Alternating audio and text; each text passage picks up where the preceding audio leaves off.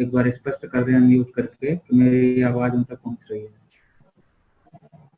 अमित, मेरी आवाज आप तक पहुंच रही है? हाँ त्रिपाठी जी, आपकी आवाज जी, धन्यवाद धन्यवाद। सर हमारे साथ डॉक्टर मृत्युंजय सिंह जुड़े हुए हैं। आपको हिमाचल प्रदेश में, हेलो, आप हिमाचल प्रदेश में असिस्टेंट प्रोफेसर हैं कंप्यूटर साइंस के, और हमारे मित्र हैं, आज वो भी हमको ज्वाइन किए हैं और स्वागत है उनका।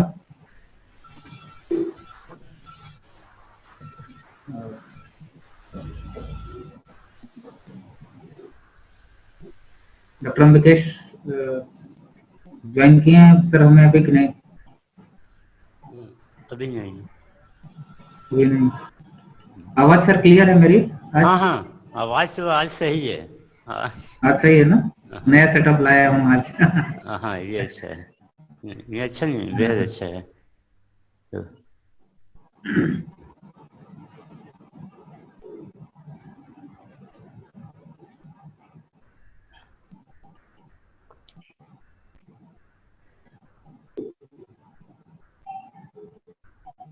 वैसे मैंने भी जो बनाया है वो भी अच्छा है फिर से। हाँ सर, वो बहुत बढ़िया है। वो देखिए गजब का एनिमेशन है, और मतलब कोई तकनीकी मदद होगी तो डॉक्टर मृत्युंजय सिंह आपको उपलब्ध करा देंगे, क्योंकि कंप्यूटर साइंस के ही प्रोफेसर हैं। वाह। तो इनसे बहुत कुछ सीखा जा सकता है। और डॉक्टर अम्बिकेश हमारे सामने आ चुके हैं, स्वागत है सर। भवनीत बत्रा सर भी जुड़ चुके हैं, स्वागत है सर आपका भी। मैंने देखा भी जुड़े हुए हैं सर, स्वागत है। सभी लोगों को नमस्कार। स्वागत है आपका। नमस्कार सर। धन्यवाद सर।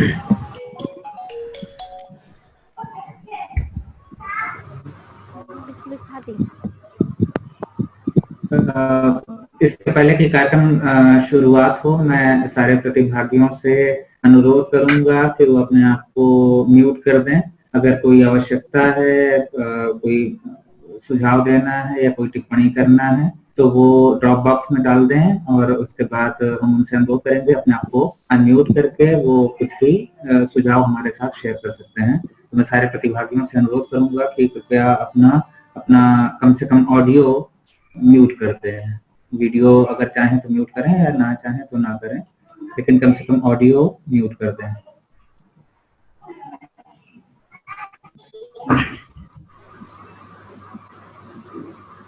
तो अमित सर, आपका अनुमति हो तो कार्यक्रम का संचालन शुरुआत की जाए, कार्यक्रम का संचालन शुरू किया जाए।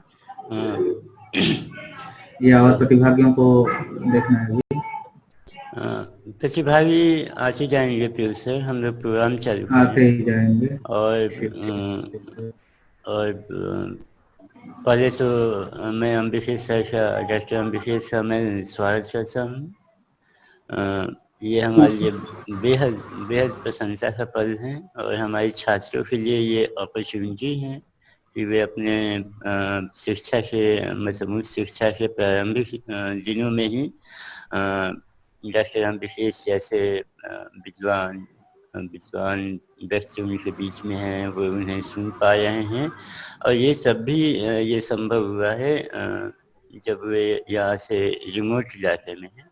तो सर आप हमारे बीच में आए, ये हमारे लिए प्रशंसा हर्ष विषय है, और हमारे छात्रों के लिए अवसर का विषय है। मैं आप लोग का बिल्कुल भी समय नहीं जाया करूँगा।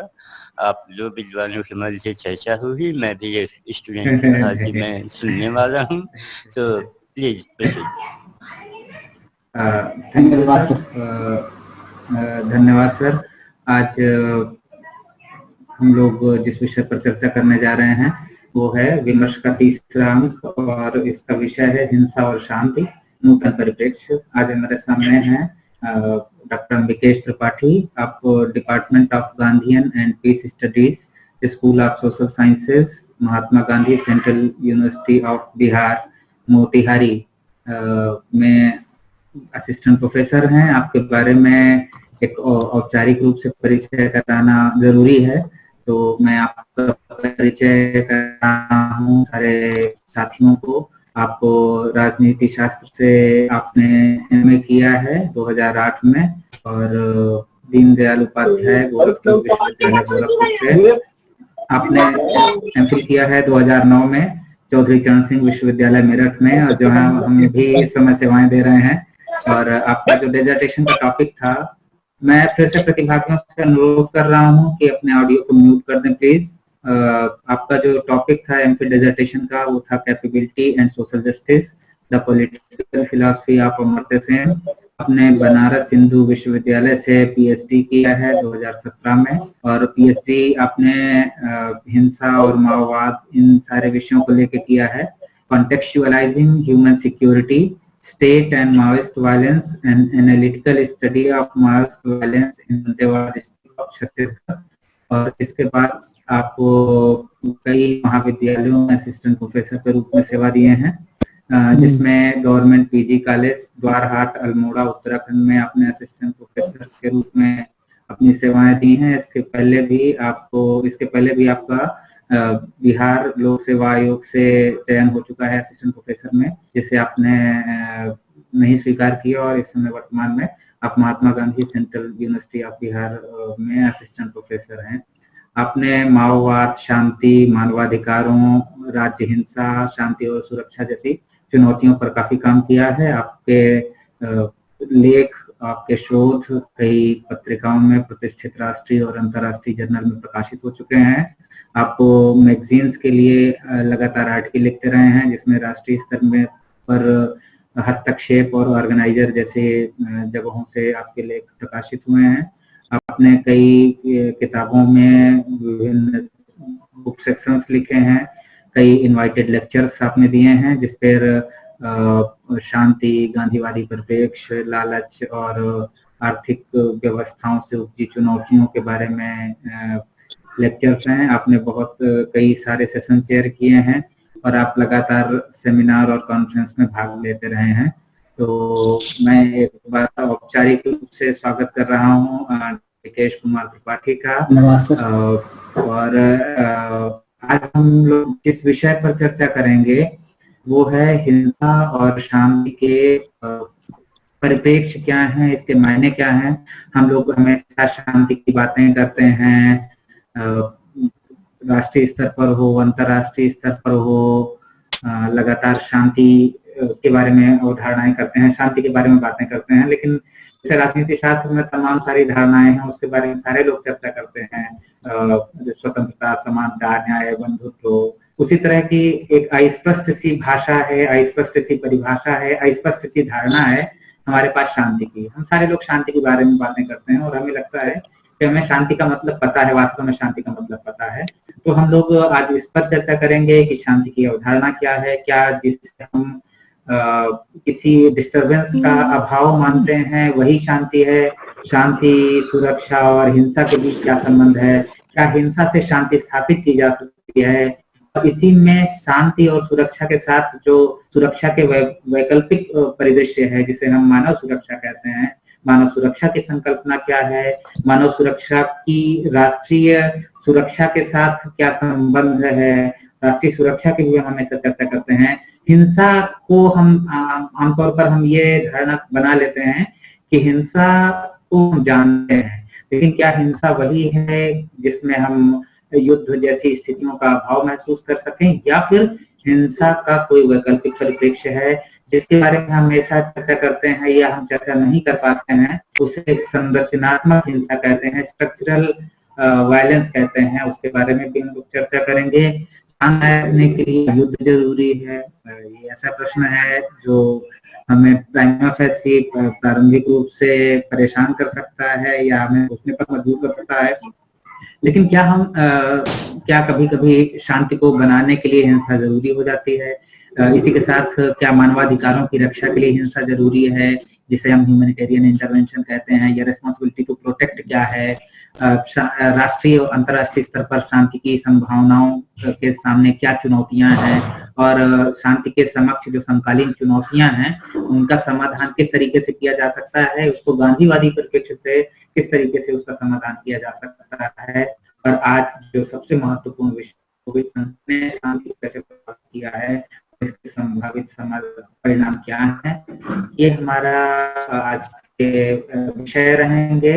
और इसके बाद हम जो अपने ऑडियंस से प्रश्न लेंगे, प्रश्न कर लेंगे, और इस पर जो कमेंट करना चाहें, जो अपने सुझाव देना चाहें, या कोई सिस्टम में कुछ और हम उनकी स्वागत करते हैं। तो आज मैं औपचारिक रूप से इस कार्यक्रम की शुरुआत करता हूँ डॉक्टर अंबिकेश से।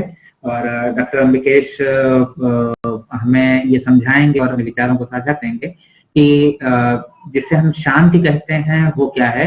इसके पहले मैं प्रतिभागियों से एक अपील और कर रहा हूँ कि सारे लोग अपना ऑडियो कर दें। दूसरा, अगर ये लाइन कट जाए तो इसी वीडियो लिंक को दोबारा क्लिक कर दें, जिससे वो हमारे कार्यक्रम से दोबारा कर सकेंगे। हूँ और ये समझने की कोशिश करते हैं कि शांति जिसे हम कहते हैं उस शांति की अवधारणा क्या है। डॉक्टर अंबिकेश। धन्यवाद पीयूष जी। अमित भूषण जी को भी बहुत बहुत धन्यवाद। आप लोगों ने ये बड़ा बेहतरीन एक मंच तैयार किया, जिससे यूपीएमपी असिस्टेंट प्रोफेसर्स और स्टूडेंट्स के साथ एक बेहतरीन ज्वाइंट कोलैबोरेशन है। ऐसे इनिशिएटिव्स होते रहने चाहिए और इसे आप एक क्रॉस कल्चरल अंडरस्टैंडिंग भी कह सकते हैं कि यूपी का कल्चर थोड़ा सा टीचिंग का अलग है, रीडिंग का अलग है, एमपी का थोड़ा अलग होगा, जैसा अमित भूषण जी महसूस कर रहे होंगे।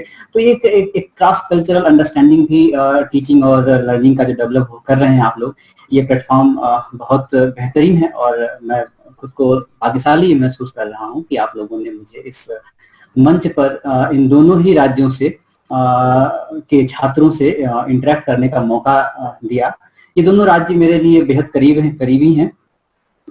सबसे पहले तो मैं बताऊं कि मैं रहने वाला उत्तर प्रदेश से हूं और मध्य प्रदेश में उज्जैन में एक शोध संस्थान है। उस शोध संस्थान से मेरा बड़ा गहरा लगाव रहा है। तो दोनों ही जो राज्य हैं, इनके छात्र हैं और इनकी जो व्यवस्था है, ये दोनों मेरे बेहद करीब रही है। अब हम सीधे सवालों पर आते हैं। हमसे पीयूष जी का जो पहला सवाल है वो है कि शांति की अवधारणा क्या है और शांति की हमारी समकालीन समझ यह पूर्व से किस प्रकार भिन्न है।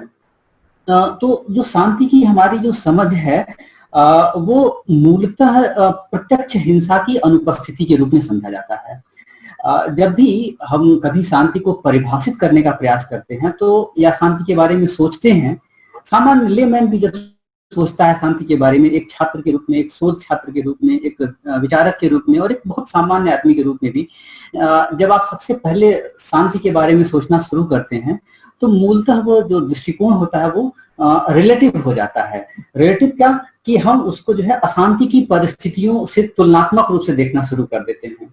एक रिलेटिव जो है कॉन्शियसनेस हम क्रिएट करते हैं, एक तुलनात्मक बोध विकसित करते हैं कि शांति क्या है। तो जैसे ही हम शांति के विचार करने पर आते हैं तो सबसे पहले जो विचार हमारे मन में आता है वो यही आता है कि अशांति की अवस्थाओं का न होना, मसलन युद्ध का न होना, झगड़े का न होना, किसी प्रकार का भौतिक दमन न होना या मारपीट का न होना। इन सारी बातों को जो है हम शांति की समझ में शांति की जब समझ शुरू करते हैं तो हम इन्हीं सब बातों से अपनी शुरुआत करते हैं। लेकिन समय के साथ विद्वानों ने शांति की इस समझ को एक्सटेंड किया, विकसित किया और अब शांति की जो समझ है, शांति की जो परिभाषा है वो काफी विस्तृत हो गई है। शांति जो है इन सबसे बहुत बढ़ करके है। जॉन गॉल्टुंग एक पीस थिंकर हुए, जिनको पीस स्टडीज का फादर ऑफ भी कहा जाता है। इन्होंने शांति को दो भागों में बांटा, एक नकारात्मक शांति और एक सकारात्मक शांति। दरअसल सकारात्मक शांति शब्द की खोज करने का श्रेय भी जो है जॉन गॉल्टुंग को ही जाता है। शांति अध्ययन का जो मुख्य उद्देश्य है, जो मैं मूलतः पढ़ाता हूँ अपने छात्रों को, गांधी और शांति अध्ययन, तो उसमें जो शांति अध्ययन का जो हमारा का जो मूल उद्देश्य है वो शांति को हिंसा की अनुपस्थिति के रूप में प्रस्तुत करना है। लेकिन जो हिंसा को भी हम एक बृहद पैमाने पर परिभाषित करते हैं, इस पर हम आगे अपनी इसी चर्चा में बात करेंगे। अभी हम ये जान लें कि गॉल्टुंग ने जो सकारात्मक और नकारात्मक शांति को डिवाइड किया, जो दो भागों में बांटा, उसका मतलब क्या होता है।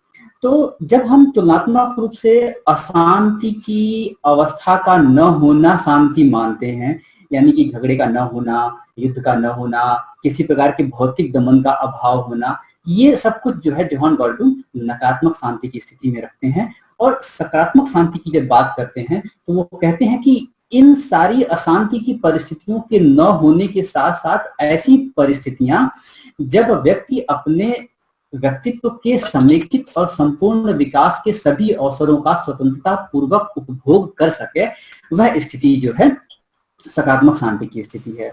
मैं एक छोटे से उदाहरण से आपको इस बात को समझाने की कोशिश करता हूं।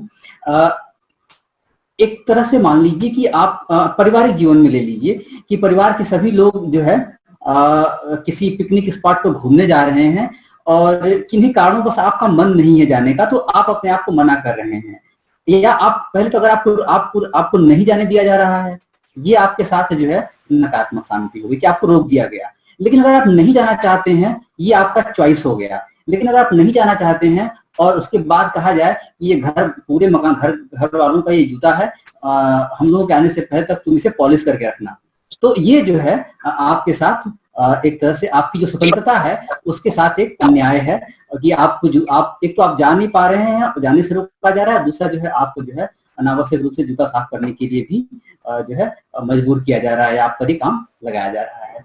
तो जो सकारात्मक शांति है, सकारात्मक शांति व्यक्ति के स्वातंत्र को बढ़ाने की बात करता है, एक ऐसी परिस्थिति जहां पर आप अपने स्वातंत्र को जो है बड़े पैमाने पर उपभोग कर पाए।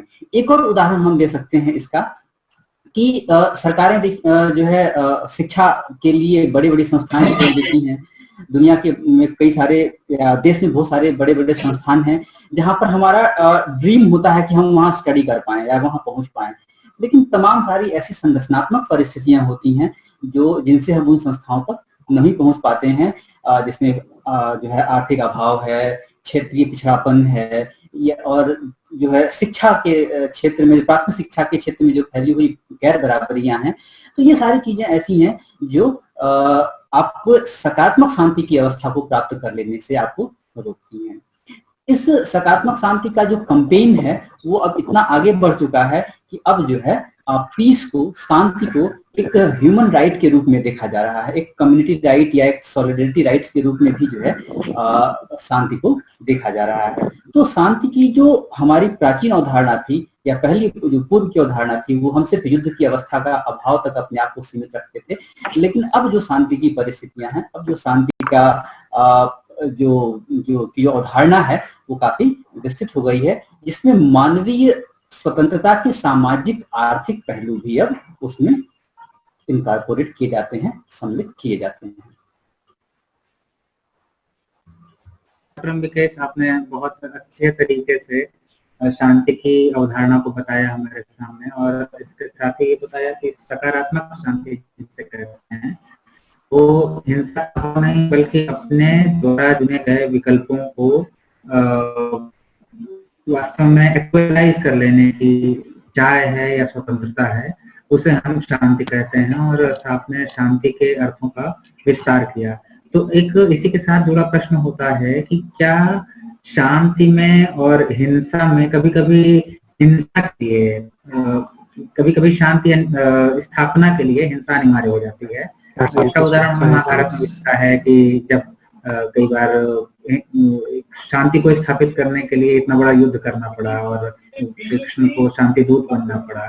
या फिर अगर हम आज भी आए तो इराक, ईरान या सोमालिया या बहुत सारे ऐसे क्षेत्र हैं जहाँ पर, या नक्सलवाद जिस पे आपने खुद पीएचडी की है, वहां पर कई बार सरकार के द्वारा, राज्य के द्वारा ये तर्क दिया जाता है कि हम हिंसा करेंगे, और हम हिंसा करना नहीं चाहते लेकिन हिंसा जरूरी है क्योंकि हमें वहां पर शांति स्थापित करना है, क्योंकि कुछ ऐसे ग्रुप्स हैं जो नहीं मान रहे हैं।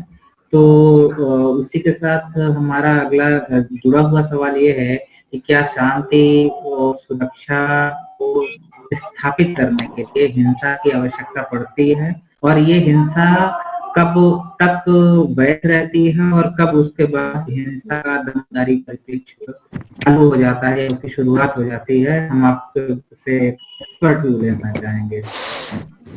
देखिए, सबसे पहले तो हम ये जाने कि शांति, सुरक्षा और हिंसा, ये तीन जो है आपस में बड़े एक तरह से कारणात्मक संबंध, कॉजल रिलेशन रखते हैं।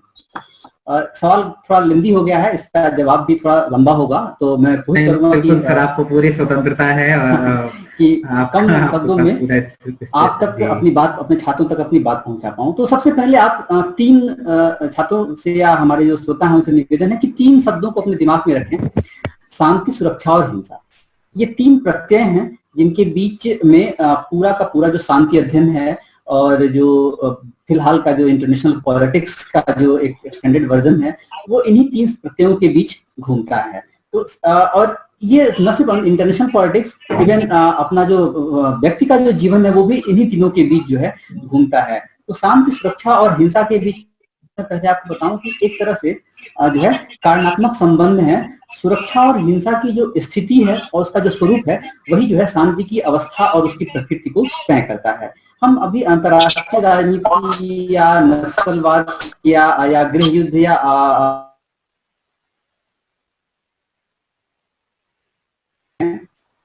तो हम वहीं पर इस बात को समझने की कोशिश करें कि घरेलू हिंसा का जो स्वरूप है वो महिलाओं की सुरक्षा स्थिति पर निर्भर करता है और यह उनकी सकारात्मक शांति को स्पष्ट करता है। सुरक्षा की स्थिति जो है उनकी आर्थिक आत्मनिर्भरता पर निर्भर करती है। मैं आपको एक उदाहरण दूं। मैं अपने इसी स्टडी के दौरान जो है एक अफ्रीका से मुझे एक केस स्टडी मिली। अफ्रीका में कि किसी देश में यूएन यूएन का जो ह्यूमन राइट्स का जो वो है एजेंसी है, वो वहां के लोगों को, वहां की महिलाओं को डोमेस्टिक वायलेंस के प्रति जागरूक कर रही थी और उनको जो है स्टडी करा रही थी कि ताकि वो, और उनको सर्टिफिकेट भी प्रोवाइड कर रही थी ताकि वो घर में डोमेस्टिक वायलेंस से बच सकें। कुछ बहुत सारी महिलाएं उसमें पार्टिसिपेट की। कुछ दिनों बाद एक खबर आती है कि एक महिला की जो है डोमेस्टिक वायलेंस में डेथ हो जाती है। उसका पति उसको इतना मार देता है कि उसकी डेथ हो जाती है। एंड वो महिला यूएन के उस ह्यूमन राइट अवेयरनेस प्रोग्राम का एक हिस्सा ले चुकी थी, उसकी सदस्य थी। तो यूएन के उस प्रोग्राम के कोऑर्डिनेटर्स के सामने बड़ा सवाल आया कि अगर हम उसको डोमेस्टिक वायलेंस के सारे पहलू को बता चुके थे, उसके बावजूद भी डोमेस्टिक वायलेंस से उसकी मृत्यु हो जाती है, ये बड़ा जो है शॉकिंग है, ये हमारे पूरे प्रोग्राम का फेल्योर है, हमको इसके बारे में फिर से स्टडी करना चाहिए। और जब उन्होंने उसके बाद उस महिला की केस स्टडी की तो मालूम पड़ा कि उसके पास ह्यूमन डोमेस्टिक वायलेंस को लेके, वीमेंस राइट को लेकर के सारे अवेयरनेस थे, लेकिन उसके पास इतना पैसा नहीं था कि वो अपने खिलाफ हो रहे अत्याचारों के लिए एक एफआईआर लॉन्च करने के लिए लोकल पुलिस स्टेशन तक पहुंचने का किराया बेयर कर सके। तो ये देखिए एक ही जो है उसकी जो सुरक्षा की स्थिति है, आर्थिक आत्मनिर्भरता की जो स्थिति है, वो उसके जीवन में जो पीस एस्टेब्लिशमेंट है या उसके ह्यूमन पीस एस्टेब्लिशमेंट, आप ध्यान रखिएगा कि पीस, मैंने आपसे पहले भी कहा था कि ये अब एक राइट के रूप में हो चुका है। सकारात्मक शांति की जो बात है, तो अपनी स्वतंत्रताओं को एक्सेस कर पाने में जो है उसका जो इकोनॉमिक इंटरडिपेंडेंसी थी उसके हस्बैंड पर या अपने बेटों पर या अपने परिवार के अन्य सदस्यों पर, वो उसकी जो है डेथ का काज बन जाता है। अब बात आती है कि ये आप देखिए घरेलू हिंसा में आई बात। अगर अब हम बात करें कि जो है आंतरिक जो आपात की स्थिति होती है, आंतरिक जो समस्याएं हैं, जैसे भारत में नक्सलवाद है या अंतर्राष्ट्रीय राजनीति में जो हम बात करते हैं कि हिंसा का जो के प्रयोग की जो बार बार बात की जाती है, तो उस संदर्भ में मैं आपको कहना चाहूंगा कि ये बड़ा ही जो है माने कंटेस्टेड इशू है कि इसको कैसे देखा जाए। जब हम बात करते हैं हिंसा की वैधता की, तो जब मैं एक अनुभव बता रहा हूं आपको कि जब मैं अपना शोध लिख रहा था तो मेरे सामने सबसे बड़ी चुनौती ये थी कि हम कैसे इस बात को डिफाइन करें कि स्टेट भी जो है वायलेंस करता है। जब हम पॉलिटिकल साइंस की थ्योरी की बात करते हैं तो एक एनार्किज्म और मार्क्सिज्म, ये ही दो ऐसे एक लार्जर स्ट्रीम है पॉलिटिकल साइंस के, जो स्टेट के ऊपर ऑर्गेनाइज्ड वायलेंस का जो है एक आरोप लगाते हैं कि स्टेट जो है उस मैकेनिज्म की तरह काम करता है जो ऑर्गेनाइज्ड वायलेंस को प्रमोट करता है। लेकिन प्रॉब्लम है दैट कि ये भी फिलॉसफी, मार्क्सिज्म और एनार्किज्म दोनों के पास एक जबरदस्त फिलोसफिकल अंडरपिनिंग तो है एक दार्शनिक समझ तो है, लेकिन इनके पास डाटा के साथ, एनालिसिस के साथ जो है किसी वैकल्पिक समझ को विकसित करने का कोई बड़ा प्रयास जो है पॉलिटिकल साइंस में मौजूद नहीं है। इसके पीछे कारण ये भी है क्योंकि political science is basically the study of state है, तो अगर वो स्टेट को अगर जो है ग्रॉसली क्रिटिसाइज करेगा तो फिर अपने ही एग्जिस्टेंस पर, अपने ही लेजिटिमेसी पर सवाल वो खड़ा कर देगा। तो पीस स्टडीज में जॉन गाल्टन, अभी जो मैंने नाम लिया, John Galton father of peace studies हैं। अगर आप पीस स्टडीज में कुछ भी करना चाहते हैं तो जॉन गाल्टन को पढ़े बिना आगे नहीं बढ़ सकते हैं। तो जॉन गाल्टन ने लिखा है कि जैसे पॉलिटिकल साइंस जो है अथॉरिटी, सत्ता के वैध और अवैध प्रारूप का, उसके उपयोग का अध्ययन करता है, ठीक उसी तरह से पीस स्टडीज जो है हिंसा के वैध और अवैध उपयोगों का अध्ययन करता है। तो जो राज्य की हिंसा की बात है कि राज्य की हिंसा कितनी वैध है, इसके लिए पॉलिटिक्स एज वेकेशन एक आर्टिकल है मैक्स वेबर का, उसको भी पढ़ा जाना चाहिए। वे जो है स्टेट को जो है हिंसा के उपयोग का एक अधिकार देते हैं और कहते हैं कि उसके पास इसका एक वैध एकाधिकार है, एक लेजिटिमेट मोनोपोली है कि वो लॉ एंड ऑर्डर को मेंटेन करने के लिए, सिस्टम को बनाए रखने के लिए वो वायलेंस का यूज कर सकता है। लेकिन यहाँ एक सवाल उठता है कि कौन डिसाइड करेगा कि लॉ एंड ऑर्डर में की लेजिटिमेसी क्या है, लॉ एंड ऑर्डर कहाँ तक जो है उसकी सीमाएं भी, लॉ एंड ऑर्डर की भी तो कोई सीमाएं हो सकती हैं।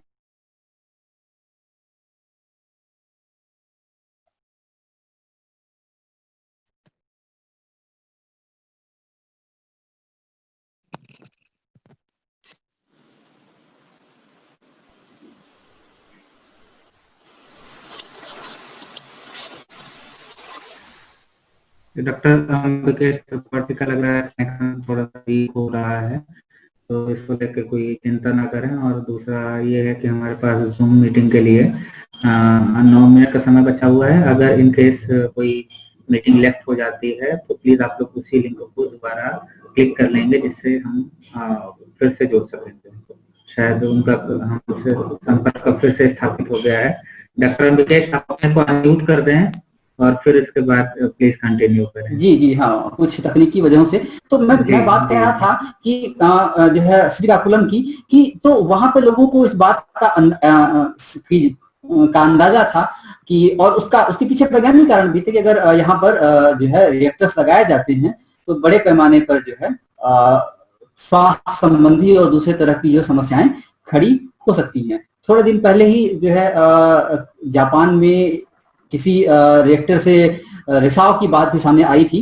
तो ये सारी बातें थी, लेकिन वहां पर स्टेट ने जो है उस पीसफुल प्रोटेस्ट को जो है लाठीचार्ज करके और दूसरे अन्य प्रकार से उसको समाप्त किया। तो यहाँ पर भी देखना होगा कि ये स्टेट ने उस पीसफुल प्रोटेस्ट को समाप्त करने के लिए जिस तरीके से वायलेंस का सहारा लिया वो लेजिटिमेट है या नहीं है। तो स्टेट के वायलेंस की लेजिटिमेसी और इलेजिटिमेसी को तय करने के लिए भी सोलरली रिस्पॉन्सिबल स्टेट ही बन जाता है। ये एक अपने आप में बड़ी चुनौती है। दूसरा, ये प्रूफ हो चुका है कि पूरी दुनिया में जब स्टेट नहीं बल्कि गवर्नमेंट्स जो है, जब बहुत सारी आंतरिक चुनौतियों से जो सीधे उनके सत्ता को, उनकी अथॉरिटी को चुनौती दे रही चुनौतियां होती हैं, उनसे जब वो लड़ नहीं पाती हैं तो नेशनल सिक्योरिटी के थ्रेट का डिस्कोर्स क्रिएट किया जाता है, पूरा एक इन्वायरमेंट क्रिएट किया जाता है। और अगर आप इसी पहलू में, इसी परिप्रेक्ष्य में अगर फिलहाल चीन की समस्या को देखें और चीन की अगर आंतरिक राजनीति को देखें, सी जिनपिंग की सिचुएशन को देखें, वहां पर जो जिस तरह से बिगड़ रही है, तो आप देखेंगे कि वो किस तरीके से अपने पावर को रिस्टोर करने के लिए, अपने लेजिटिमेशन को बनाए रखने के लिए किस तरीके से नेशनल सिक्योरिटी का पूरा डिस्कोर्स क्रिएट कर रहे हैं। भारत में भी जो है कई बार सरकारों के द्वारा इस तरह के हथकंडे अपनाए जाते हैं। तो लेजिटिमेसी और इलेजिटिमेसी का जो ये बाइनरी है, इस बाइनरी को डिफाइन करने में, इस बाइनरी को या इसको बाइनरी न करके डायरेक्ट कहिए, इस द्वंद्व को क्लियर करने में सिविल सोसाइटी की भूमिका जो है बहुत महत्वपूर्ण हो जाती है। लिबरल डेमोक्रेटिक स्टेट में इंडिपेंडेंट सिविल सोसाइटी का होना बहुत जरूरी है, जो ह्यूमन राइट्स को, इंडिविजुअल राइट्स को, कम्युनिटी राइट्स को जो है स्टेट के इस लेजिटिमेसी और लेजिटिमेट वायलेंस के डाइकोटोमी के बीच रिस्टोर कर पाए। अगर अब हम बात करें अंतर्राष्ट्रीय राजनीति में अगर हम देखें शांति को स्थापित करने के लिए हिंसा का उपयोग, तो इसका इतिहास बड़ा लंबा है। पीयूष जी, आप चूंकि पॉलिटिकल साइंस के अच्छे विद्यार्थी हैं, तो आपको से हमें बात शेयर करना चाहूंगा कि जो परंपरागत यथार्थवादी हैं वो ये मानते हैं कि वार, वायलेंस और threat of violence is essential in building peace and stability. किसी भी तरह से युद्ध हो, हिंसा हो, या हिंसा की धमकी देना, ये जो है अंतर्राष्ट्रीय राजनीति में पीस को स्टैब्लिश करने के लिए परंपरागत यथार्थवादियों द्वारा इस बात को स्वीकार किया गया। हमारे कौटिल्य ने, अरस्तु ने, एक महत्वपूर्ण चीनी रणनीतिक विचारक हुए सुन त्सू, इन्होंने जो है अंतर्राष्ट्रीय व्यवस्था में को बनाए रखने में सेना की भूमिका को बहुत महत्वपूर्ण माना। सुन त्सू कहते भी हैं कि in peace prepare for war and in war prepare for peace. इसी तरह से एरिस्टोटल भी कहते हैं कि we make war that we may live in peace. हम युद्ध इसलिए करते हैं कि हम शांति में रह सकें। रोमन साम्राज्य में एक जो है सेना के जनरल हुए वेगेटियस, उन्होंने भी कहा है कि if you want piece prepare for war. अगर आप युद्ध चाहते हैं, अगर आप शांति चाहते हैं, तो आपको जो है युद्ध के लिए प्रिपेयर रहना होगा। प्रमुख जो आधुनिक परंपरागत यथार्थवादी हांस जे मर्गेंथाउ भी हैं, वे भी जो है कहते हैं कि राजनीति जो है सत्य के लिए संघर्ष है। तो जो यथार्थवादी दृष्टिकोण है या जो सत्यवादी दृष्टिकोण है, वो शांति के लिए हिंसा को आवश्यक मानता है। लेकिन आगे चल के जो संरचनात्मक यथार्थवादी हुए, उदारवादी, नव उदारवादी दृष्टिकोण हुआ शांति का, ये जो है युद्ध या सीधी हिंसा को के प्रत्यय को नकारते हैं। गांधीवादी दृष्टिकोण थोड़ा सा अंतर्राष्ट्रीय राजनीति में गांधीवादी पीस को एस्टैब्लिश करने का जो गांधीवादी पैराडाइम हो सकता है या जो गांधीयन मेथोडोलॉजी हो सकती है, हम फिलहाल उस पर काम कर रहे हैं, एक थियोरेटिकल एक मेथोडोलॉजिकल अंडरस्टैंडिंग डेवलप करने के लिए कि जो गांधीयन पैराडाइम क्या हो सकता है इंटरनेशनल पॉलिटिक्स में पीस को एस्टैब्लिश करने के लिए। तो वो भी जो है नव उदारवाद या आदर्शवाद के थोड़ा नजदीक है, लेकिन उससे भिन्न है। यहाँ मैं बस इतना कहना चाहूंगा कि जो शांति का जो उदारवादी प्रतिमान है, वो सीधे हिंसा का जो शांति स्थापित करने के लिए सीधे हिंसा को नकारता है। लेकिन जो हार्ड पावर के और डिफरेंट पैराडाइम्स हैं, जैसे इकोनॉमिक बैन लगाना और तमाम चीजें, उनको वो स्वीकार करता है। जो गांधी प्रत्यय होगा वो इन सब से अलग हट करके मूलतः अहिंसा पर आधारित होगा। जी सर, मैं आपसे भी अनुरोध करूंगा कि विशेष शास्त्रीय विवेचन में आप ज्यादा चले जा रहे हैं। हमारे जो स्टूडेंट्स हैं वो अभी ज्यादातर ग्रेजुएशन के हैं, तो शायद वो उनके लिए भारी चीजें लगे। आप बेहद इंटरेस्टिंग, बहुत ही अच्छे तरीके से इंटरप्रेट कर रहे हैं चीजों को, लेकिन वो हो सकता है उनके समझ के हिसाब से अभी ज्यादा हो। तो मैं आपसे अनुरोध करूंगा कि विषय को थोड़ा सा ग्रेजुएशन स्तर का रखें, जिससे हमारे ज्यादा से ज्यादा विद्यार्थी लाभान्वित हों। इसी बीच में मैं आप लोगों से अपील करता हूं कि हमारा जो कनेक्शन है वो शायद 2 मिनट बाद डिस्कनेक्ट हो जाएगा, तो प्लीज आप उसी लिंक को दोबारा क्लिक कर लेंगे, जिससे हम लोग फिर से जुड़ सकेंगे। और जिस आपने शुरुआत में ही कहा कि मानव सुरक्षा और शांति, मानव सुरक्षा के लिए शांति आवश्यक है, तो ये मानव सुरक्षा की संकल्पना क्या है और जो राष्ट्रीय सुरक्षा की हमेशा बात होती है, तो राष्ट्रीय सुरक्षा की अवधारणा क्या है, मानव सुरक्षा की अवधारणा क्या है, इन दोनों में क्या संबंध है और ये एक दूसरे से किस तरीके से अलग हैं? तो आपका सर एक्सपर्ट व्यू जानना चाहूंगा इसमें। साधारण शब्दों में कहें तो जो शब्द है सिक्योरिटी, वो जो है डिनोट करता है कि फ्रीडम फ्रॉम थ्रेट्स। तमाम तरह के, अगर हम सुरक्षा की बात करते हैं तो उसको अगर हम बहुत सामान्य शब्दों में समझें तो यही कहेंगे कि तमाम तरह की जो खतरे हैं मानव के सामने, उनसे जो है व्यक्ति स्वतंत्र हो। तो अब सवाल है कि खतरे किस प्रकार के हैं। तो मूलतः दो तरह के जब हम इस सुरक्षा के विमर्श में घुसते हैं तो मूलतः दो तरह के जो है खतरों की बात की जाती है। एक खतरा होता है सीमा को सुरक्षा को खतरा, यानी थ्रेट टू बॉर्डर्स, हमारी जो सीमाएं हैं उनको जो है खतरा हो। तो किससे खतरा होता है? ये खतरा हमको अपने पड़ोसी राज्यों से, दूसरे अन्य राज्यों से जो हमारी संप्रभुता को, हमारी एकता और अखंडता को चुनौती प्रदान करते हैं। ये सुरक्षा की एक बहुत ही परंपरागत समझ है। और दूसरी जो है वो है मानव को खतरा या मानव को की सुरक्षा को जो खतरे हैं वो किससे हैं? वो जो है अलग अलग तरीके से आते हैं। बॉर्डर की इनसिक्योरिटी तो है ही है, लेकिन जो है बॉर्डर के अंदर जो मनुष्य निवास कर रहा है उसके साथ भी जो है तमाम तरह की सुरक्षा संबंधी खतरे आते रहते हैं। बीमारी कोविड आप देख रहे हैं, फिलहाल कोविड का एग्जांपल ले लें तो कोविड भी जो है व्यक्ति के लिए एक बहुत बड़ा खतरा है, उसकी सुरक्षा के लिए बहुत बड़ा खतरा है। तो बहुत सारे गैर परंपरागत भी जो है अलग अलग तरह के खतरे हैं और कोविड को जो है हम उसी पर्सपेक्टिव में देख सकते हैं। तो बहुत सारे गैर परंपरागत जो सुरक्षा की चुनौतियां हैं, जिसमें बीमारी, पर्यावरण से संबंधित समस्याएं, अकाल, बाढ़, सारी ऐसी चुनौतियां हैं जो मानव जीवन के रूप में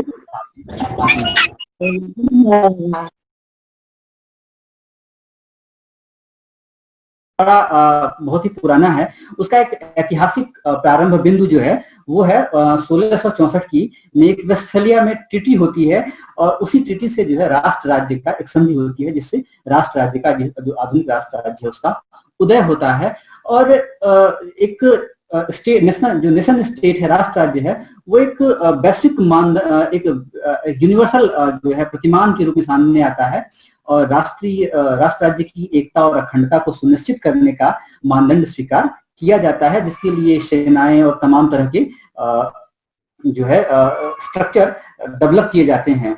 यह जो है कुल मिलाकर के एक राज्य केंद्रित सुरक्षा का दृष्टिकोण हो जाता है।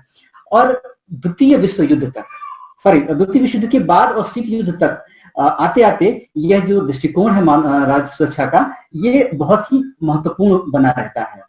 लेकिन शीत युद्ध के बाद और तमाम तरह के शीत युद्ध के बाद जब अलग अलग शीत युद्ध के साथ ही बल्कि कहें कि अलग अलग तरह के जब पर्यावरणीय खतरे, खास करके अकाल, भूखमरी और तमाम तरह की ऐसी बीमारियां जो ग्लोबलाइजेशन की वजह से एक नेशन स्टेट से दूसरे नेशन स्टेट तक भी पहुंचने लगी, तो जो नेशनल सिक्योरिटी का पूरा डिबेट था, राष्ट्रीय सुरक्षा का जो पूरा विमर्श था, वो आलोचना के केंद्र में आ गया। और जो है विद्वानों ने राज्य की सुरक्षा के नाम पर तैयार किए गए इस दृष्टिकोण को संकीर्ण दृष्टिकोण माना, सुरक्षा का संकीर्ण दृष्टिकोण माना और मानव सुरक्षा का विचार जो है यहीं से जन्म लेता है। मानव सुरक्षा का जो विचार है उसका जो मूल तर्क है वो है कि नागरिकता, स्थान या पहचान इत्यादि की बाधाओं के बिना ही व्यक्ति को विभिन्न प्रकार के खतरों से सुरक्षा मिलनी चाहिए। अतः जो है मानव सुरक्षा वैश्विक असुरक्षाओं को समझने और उनका विश्लेषण करने का एक प्रतिमान के रूप में विकसित हुआ, जो 1994 के यूएनडीपी का एक रिपोर्ट, यूएनडीपी हर साल एक रिपोर्ट निकालती है जिसमें वो पूरे दुनिया के वो एक जो है रैंकिंग के आधार पर बांटती है कि उनके यहाँ जो है मानव विकास का स्तर क्या है। तो 1994 में जो उन्होंने रिपोर्ट निकाली थी अपनी मानव सुरक्षा, उसमें जो है मानव सुरक्षा के प्रतिमान को जो है परिभाषित करने का प्रयास किया गया और बताया गया कि मानव सुरक्षा का संबंध जो है लोगों को विभिन्न खतरों और असुरक्षात्मक स्थितियों से बचाने के साथ साथ उनके स्वातंत्र को भी जो है सुरक्षित करने का प्रयास है। और इसी रिपोर्ट में जो है मानव सुरक्षा के लिए दो वाक्यों का प्रयोग किया गया। एक फ्रीडम फ्रॉम फियर, जिसको हिंदी में कहेंगे भय से स्वतंत्रता, दूसरा कहा गया फ्रीडम फ्रॉम वांट, जिसको हिंदी में कहेंगे भूख से स्वतंत्रता। यानी जो ह्यूमन सिक्योरिटी है वो इसका जो दो लार्जर पैराडाइम है वो एक है कि भय से स्वतंत्रता, यानी कि किसी भी तरीके का जो मानवीय जीवन में भय है, चाहे वो सीधी हिंसा का भय हो या चाहे वो संरचनात्मक हिंसा का भय हो, उससे जो है उसको मुक्ति मिलनी चाहिए। और दूसरा जो है भूख से स्वतंत्रता, फ्रीडम फ्रॉम वांट को आप कई तरीके से डिफाइन कर सकते हैं। वांट जैसे हम कहते हैं ना ये आई वांट दिस थिंग, यानी ये हमारी ये चाह है, हम ये पाना चाहते हैं। तो जो कुछ भी आप पाना चाहते हैं स्वतंत्र रूप से उसे आप पा सकें, इसको सीमित रूप में जो है भूख से भी स्वतंत्रता के रूप में परिभाषित किया जाता है। जी आपने अभी हिंसा को सर, हाँ मैं आगे चल कर आपने अभी संरचना जी बताएं। आपने अभी हिंसा का जिक्र किया और साथ में संरचनात्मक हिंसा का जिक्र किया कि किसी भी तरीके की संरचनात्मक हिंसा ना हो जिससे हम मानव सुरक्षा को ज्यादा बेहतर तरीके से पा सकते हैं या समझ सकते हैं। तो हम आपसे समझना चाहेंगे कि हिंसा क्या है, मूल रूप में हिंसा मतलब सामान्य तरीके से हम हिंसा को कैसे समझ सकते हैं, और जो आपने विशेष शब्द दिया संरचनात्मक हिंसा, इसकी अवधारणा क्या है, हम संरचनात्मक हिंसा को कैसे समझ सकते हैं? हाँ, मैं इसी बात पे आ रहा था, तो मैं थोड़ा सा ह्यूमन सिक्योरिटी वाले ही पार्ट में इनकॉर्पोरेट करूंगा, थोड़ा समझना आसान होगा कि जब ह्यूमन सिक्योरिटी के दो पैराडाइम की बात की गई, फ्रीडम फ्रॉम वांट और फ्रीडम फ्रॉम फियर, तो आगे चल करके कोफी अन्नान साहब ने एक लाइन और जोड़ा इसमें, लिव विद डिग्निटी। उन्होंने लिव विद डिग्निटी टर्म जोड़ा इसमें, और ह्यूमन सिक्योरिटी की जो रिपोर्ट थी उसने जो है मानव सुरक्षा के 7 आयाम चिन्हित किए, जिसमें से व्यक्तिगत सुरक्षा, पर्यावरणीय सुरक्षा, आर्थिक सुरक्षा, राजनीतिक सुरक्षा, सामुदायिक सुरक्षा, स्वास्थ्य संबंधी सुरक्षा और भोजन की सुरक्षा। ये ढेर सारे ये 7 जो आयाम हैं ह्यूमन सिक्योरिटी के, जिनके आधार पर जो है ह्यूमन सिक्योरिटी को डिफाइन किया गया, और यहीं से जो है वायलेंस को भी रीडिफाइन करने का प्रयास किया गया। तो हिंसा की जो अवधारणा है वो हिंसा को मूल रूप से हम 2 तरीके से देख सकते हैं। एक सीधी हिंसा होती है जो दिखाई पड़ती है, जैसे कि आपको किसी ने मार दिया, आपको किसी ने गाली दे दी, आपको किसी ने आप किसी पर्टिकुलर अधिकारों को, पर्टिकुलर जो आपका राइट था उसको सप्रेस कर दिया। वो ये सारी चीजें जो है सीधी हिंसा में दिखाई पड़ती हैं। दूसरा अप्रत्यक्ष या लेटेंट टाइप ऑफ वायलेंस, ये इसमें क्या होता है कि आपको जो जिसके ऊपर हिंसा हो रही होती है वो स्पष्ट दिखाई पड़ता है, लेकिन जो हिंसा कर रहा होता है वो स्पष्टतः दिखाई नहीं पड़ता है। दरअसल स्ट्रक्चरल वायलेंस इसी का हिस्सा है। डायरेक्ट वायलेंस मतलब सीधी हिंसा, जो आप पर करने वाला, जिसके ऊपर हिंसा हो रही है और जो हिंसा कर रहा है, दोनों स्पष्ट रूप से दिखाई दें। यानी कि अगर आप किसी को मार रहे हैं तो यह सीधी हिंसा है, जो मार खा रहा है और आप मार रहे हैं, ये दोनों स्पष्टतः दिखाई पड़ रहा है। भारत की अगर आप जाति संरचना को ले लें तो जाति की जो हायरार्की है भारत में, वहां भी शोषण का जो पैराडाइम है वो स्पष्टतः जो है अगर स्पष्टतः दिखाई देता है तो वह सीधी हिंसा तो है, लेकिन यह भारत की जाति संरचना में निहित हिंसा है। और कई बार ऐसा होता है कि हिंसा करने वाला आपको वहां लेटेंट होता है, वो दिखाई नहीं पड़ता है, वो हिंसा जो है संरचना में निहित होती है। जॉन गाल्टोन ने ही इसने एक टाइपोलॉजी डेवलप की है जिसको हम हिंसा के प्रकार कहते हैं, जिसमें वो डायरेक्ट वायलेंस, स्ट्रक्चरल वायलेंस और कल्चरल वायलेंस की बात करते हैं। कल्चरल वायलेंस एक तरह से उसे कहेंगे ऐसा कल्चर जो संरचना में हिंसा को लेजिटिमेट करता हो। जस्ट फॉर एग्जांपल अपने हम परिवार को ले लें कि परिवार में जो है, परिवार भारत में या तीसरी दुनिया के देशों में परिवार जो है लैंगिक हिंसा की एक यूनिट की तरह काम करता है। दरअसल परिवार में ही जो है स्त्रियों को उसके अधिकारों से वंचित करने का प्रयास का जो है कि शुरुआत कर दी जाती है। तो एक ये व्यवस्था बनाई जाती है कि माँ जब अपने घर में भोजन या न्यूट्रिशन की चीजों को बांटती है तो बेटे को ज्यादा देती है, बेटी को कम प्रोवाइड करती है। ये पारिवारिक संरचना में हिंसा निहित है, और कल्चरली इसको जो है लेजिटिमेट कर दिया जाता है कि ये तो दूसरे के घर की है, बेटी है, दूसरे के घर का धन है, वो अपने घर जाना तो वहां जो है वहां खाना, वहां करना, तमाम सारी स्वतंत्रताएं जो है लैंगिक रूप से डिवाइड सोसाइटी फैमिली स्ट्रक्चर में रोक दी जाती हैं। और वहां पर एक कल्चरल टैबू के माध्यम से, एक सांस्कृतिक जो है नियमन के माध्यम से उसको रोक दिया जाता है। तो सीधे सामान्य शब्दों में संरचनात्मक हिंसा ऐसी हिंसा है जो व्यक्ति के पर या समुदाय पर हिंसा तो हो रही है, तो दिखाई पड़ रहा है, लेकिन उस हिंसा को करने वाला कर्ता जो है स्पष्ट नहीं हो पाता है, तब वो उस तरह की जो हिंसा होती है वो संरचनात्मक हिंसा का कही जाती है।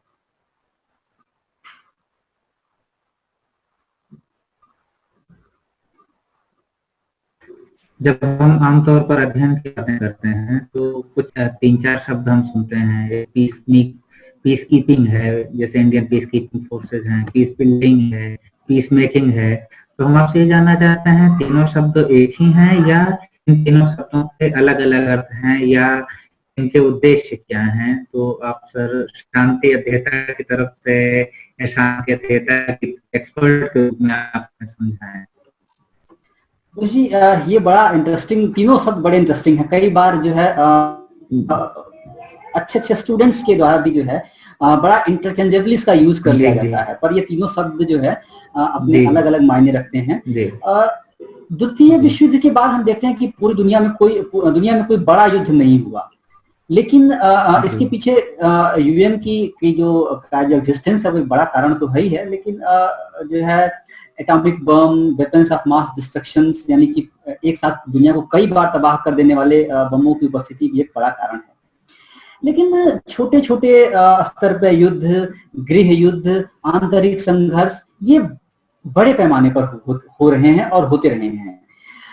इनसे जो है तमाम तरह के आर्थिक अवसर समाप्त हुए, बहुत बड़े पैमाने पर प्राकृतिक और आर्थिक संसाधनों का नुकसान भी हुआ। इन स्थितियों से लड़ने के लिए शांति निर्वहन, शांति संरचना और शांति निर्माण की कार्यवाहियां जो है यूएन सिक्योरिटी काउंसिल के देखरेख में होती रही हैं। तो तीनों शब्दों को, पीस कीपिंग इसको हम हिंदी में शांति निर्वहन कहते हैं, पीस मेकिंग इसको हम हिंदी में शांति रचना कहते हैं, और पीस बिल्डिंग इसको हम हिंदी में शांति निर्माण कहते हैं। तो इन तीनों शब्दों को हम एक एक करके लेंगे। पीस कीपिंग यानी कि शांति निर्वहन, ये पहला शब्द आपके सवाल में आया था। यूएन चार्टर में औपचारिक रूप से इस शब्द का उपयोग नहीं किया गया है, लेकिन क्योंकि हम सब जानते हैं कि जो भी संघर्ष के क्षेत्र हैं, जो भी विवादास्पद क्षेत्र हैं, यूएन वहां कार्य करता है, शांति स्थापित करने का काम करता है। तो आप देखे होंगे जब हम यूएन पीस कीपिंग की जो फोर्सेस होती हैं, उनके सर पे एक टोपी लगी होती है जो नीले रंग की होती है और उस पर जो है यूएन लिखा होता है। तो उस पीस कीपिंग के जहां ऐसे संघर्ष क्षेत्रों में जहां पर यूनाइटेड नेशन काम करता है शांति के लिए, उस काम करने की प्रक्रिया में यूएन पीस कीपिंग शब्द जो है आज जन्म लिया, और कई बार हम इसको यूएन पीस कीपिंग मिशन के रूप में भी सुनते हैं। Blue helmets, review of United Nations peace keeping, एक रिपोर्ट, एक किताब है जिसमें जो है इस शब्द की स्पष्ट व्याख्या मिलती है, जिसमें कहा गया कि पीस कीपिंग यानी शांति निर्वहन विवादास्पद क्षेत्रों में अंतर्राष्ट्रीय स्तर पर शांति और सुरक्षा बनाए रखने के लिए दबाव और शक्ति के प्रयोग के बिना, ध्यान रखिएगा, दबाव और शक्ति के प्रयोग किए बिना सहयोग और सहमति के आधार पर संगठनात्मक कार्यवाही है। संगठनात्मक कार्यवाही यानी कि यूएन एक संगठन के रूप में कार्यवाही करता है, लेकिन वो किसी तरह के जो है दबाव और किसी तरह का जो है शक्ति का प्रयोग नहीं करता है। सहयोग और सहमति यानी कि उस विवादास्पद क्षेत्र में वह विवादास्पद क्षेत्र जिस भी किसी संप्रभु राष्ट्र राज्य के सीमा में के अंतर्गत आता है, उसकी सहमति जरूरी है यूएन पीस कीपिंग के लिए। ये यूनाइटेड नेशन का एक जो है पर्यवेक्षीय प्रकार का कार्य है, जहां पर यूनाइटेड नेशन जो है पर्यवेक्षण करता है और शांति की स्थितियों का वो जायजा लेता है। और इसमें एक पर्यवेक्षण की जो सदस्य समूह होता है, उसमें ज्यादा से ज्यादा 100 मेंबर हो सकते हैं। पीस निर्वहन का जो संचालन है वो कई सिद्धांतों पर होता है। सबसे पहले कि संघर्षक पक्षों को युद्ध विराम तथा सहमत क्षेत्रों से सैनिक को वापस बुलाने के लिए तैयार होना होगा।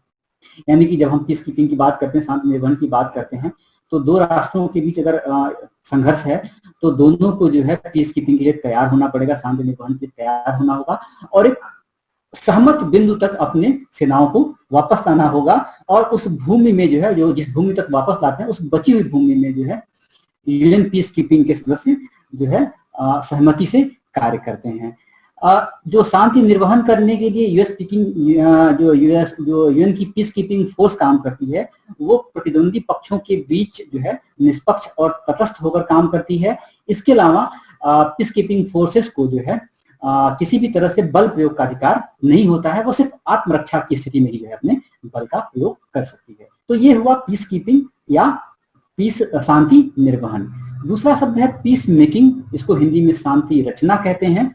यूएन चार्टर के अध्याय 6 में जो है इसका उल्लेख किया गया है कि शांतिपूर्ण प्रयासों या साधनों द्वारा संघर्षरत पक्षों के बीच समझौतों की कार्यवाही जो है पीस मेकिंग में शामिल होती है। यानी कि जो है जहां भी संघर्ष पक्ष हैं उनके बीच जो है शांति स्थापित करने के लिए जो शांतिपूर्ण प्रयास है या उन साधनों का जो प्रयोग किया जाता है वो जो है पीस मेकिंग की प्रक्रिया में आएंगे। और इस तरह देखें तो पीस कीपिंग जो मिशन है वो शांति रचना का एक हिस्सा बन जाता है। तो शांति रचना या पीस मेकिंग एक बड़ा पैराडाइम है, बड़ा प्रतिमान है जिसका यूएन चार्टर के अध्याय 6 में उल्लेख किया गया है और पीस कीपिंग एक हिस्सा बन जाता है। इसी तरह से तीसरा शब्द जो पीस बिल्डिंग है इसको हम शांति निर्माण कहते हैं हिंदी में।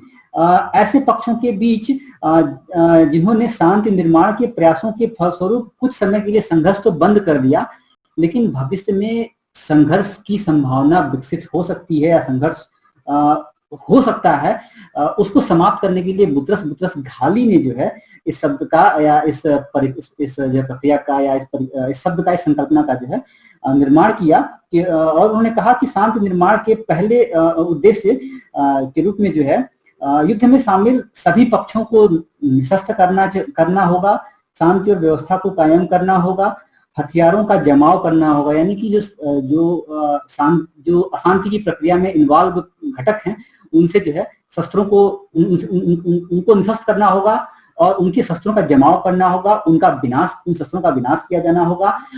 खास ऐसी स्थिति में शरणार्थी की समस्या बड़ी समस्या के रूप में सामने आती है, तो शरणार्थियों को उनके देश वापस भेजने का प्रयास किया जाए। सुरक्षा बलों के लिए जो वहां लगे हुए हैं उनको बकायदा जो है ट्रेनिंग दी जाए, उनको शिक्षण प्रदान किया जाए।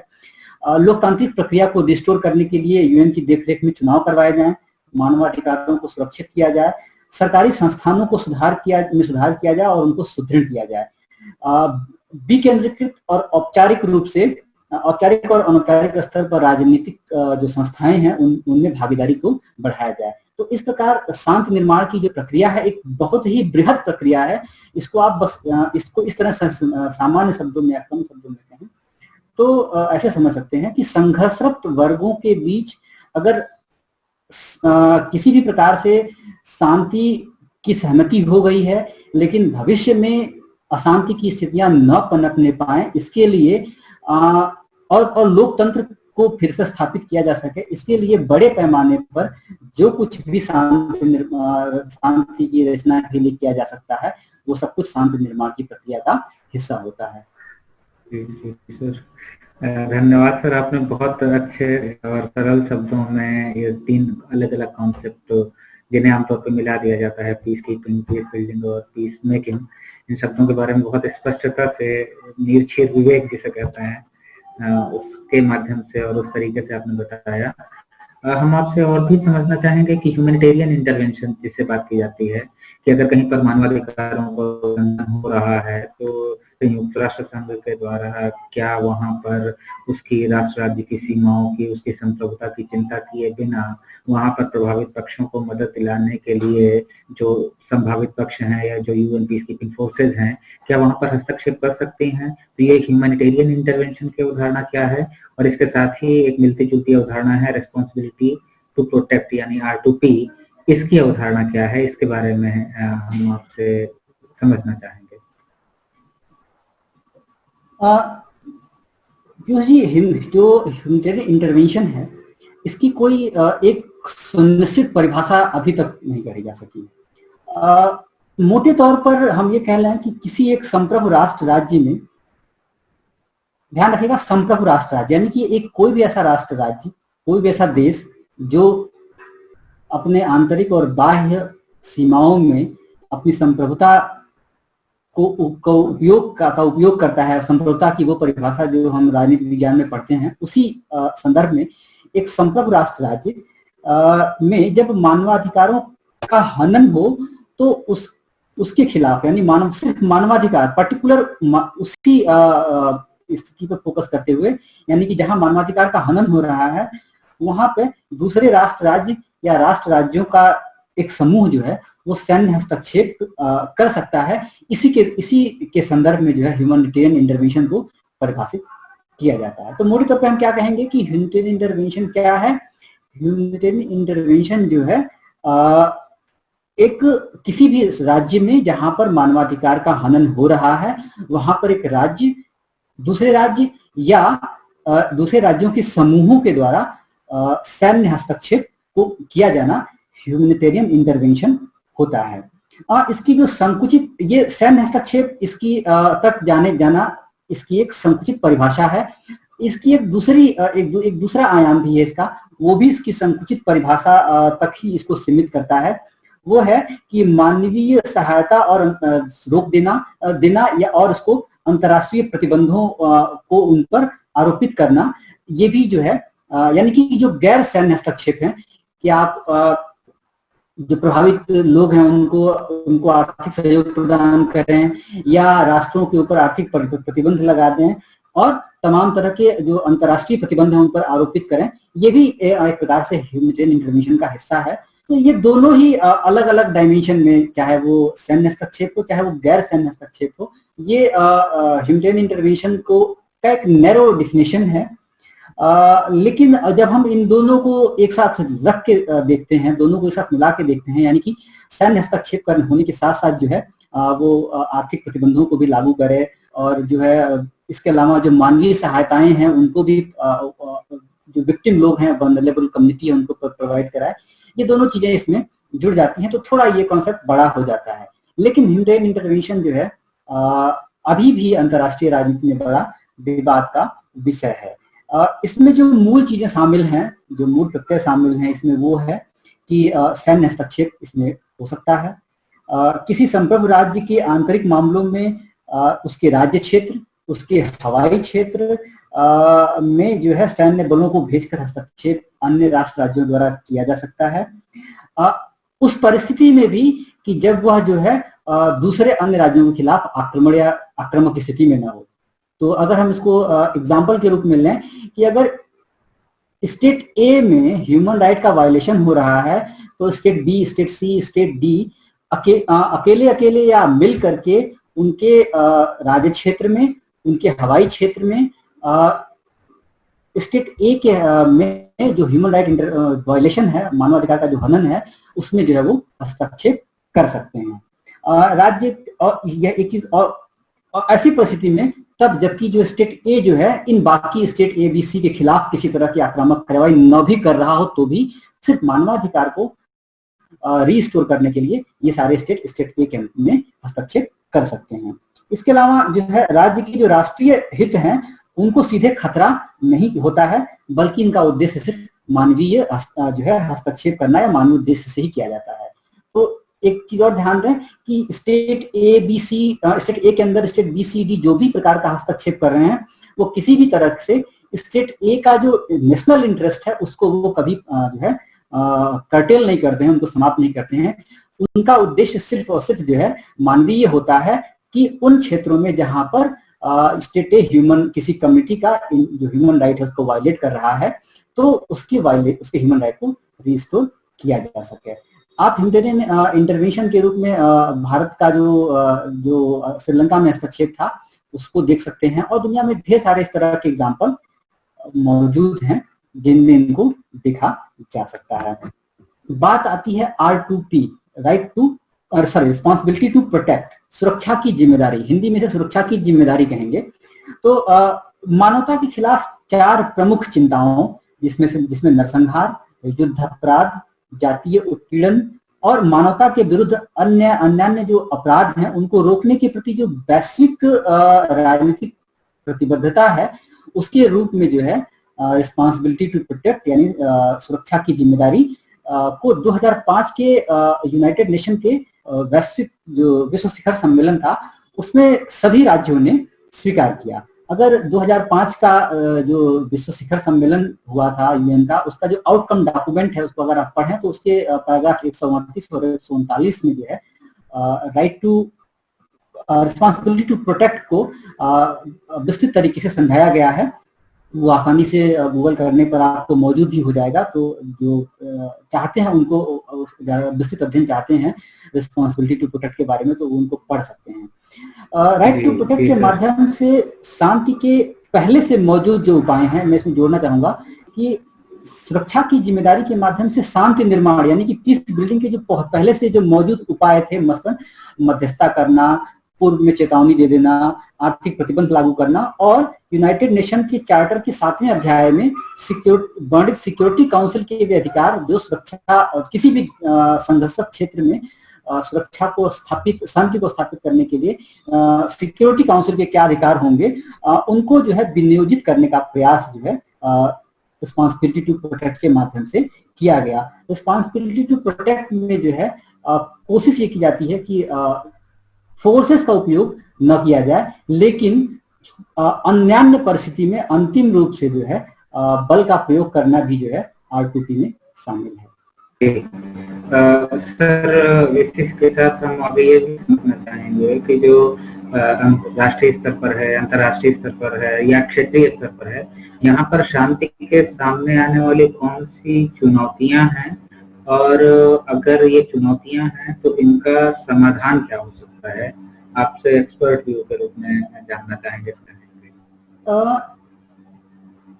क्षेत्रीय स्तर पे, राष्ट्रीय स्तर पे और अंतर्राष्ट्रीय स्तर पे, तो जी शांति की लिए जो शांति की का जो पूरा का जो प्रोस्पेक्ट है, शांति की जो संभावनाएं हैं, उनको लेकर चुनौतियां बहुत सारी खड़ी, एक दो चुनौतियां नहीं है, ढेर सारी चुनौतियां हैं, लेकिन हम बेसिक मूल रूप से 5 जो है सैद्धांतिक रूप से या 5 ऐसे बिंदुओं पर ध्यान आकर्षित करूंगा जिनके माध्यम से हम देख सकते हैं कि किस तरह की चुनौतियां जो है क्षेत्रीय स्तर पर, राष्ट्रीय स्तर पर, अंतर्राष्ट्रीय स्तर पर मौजूद हैं।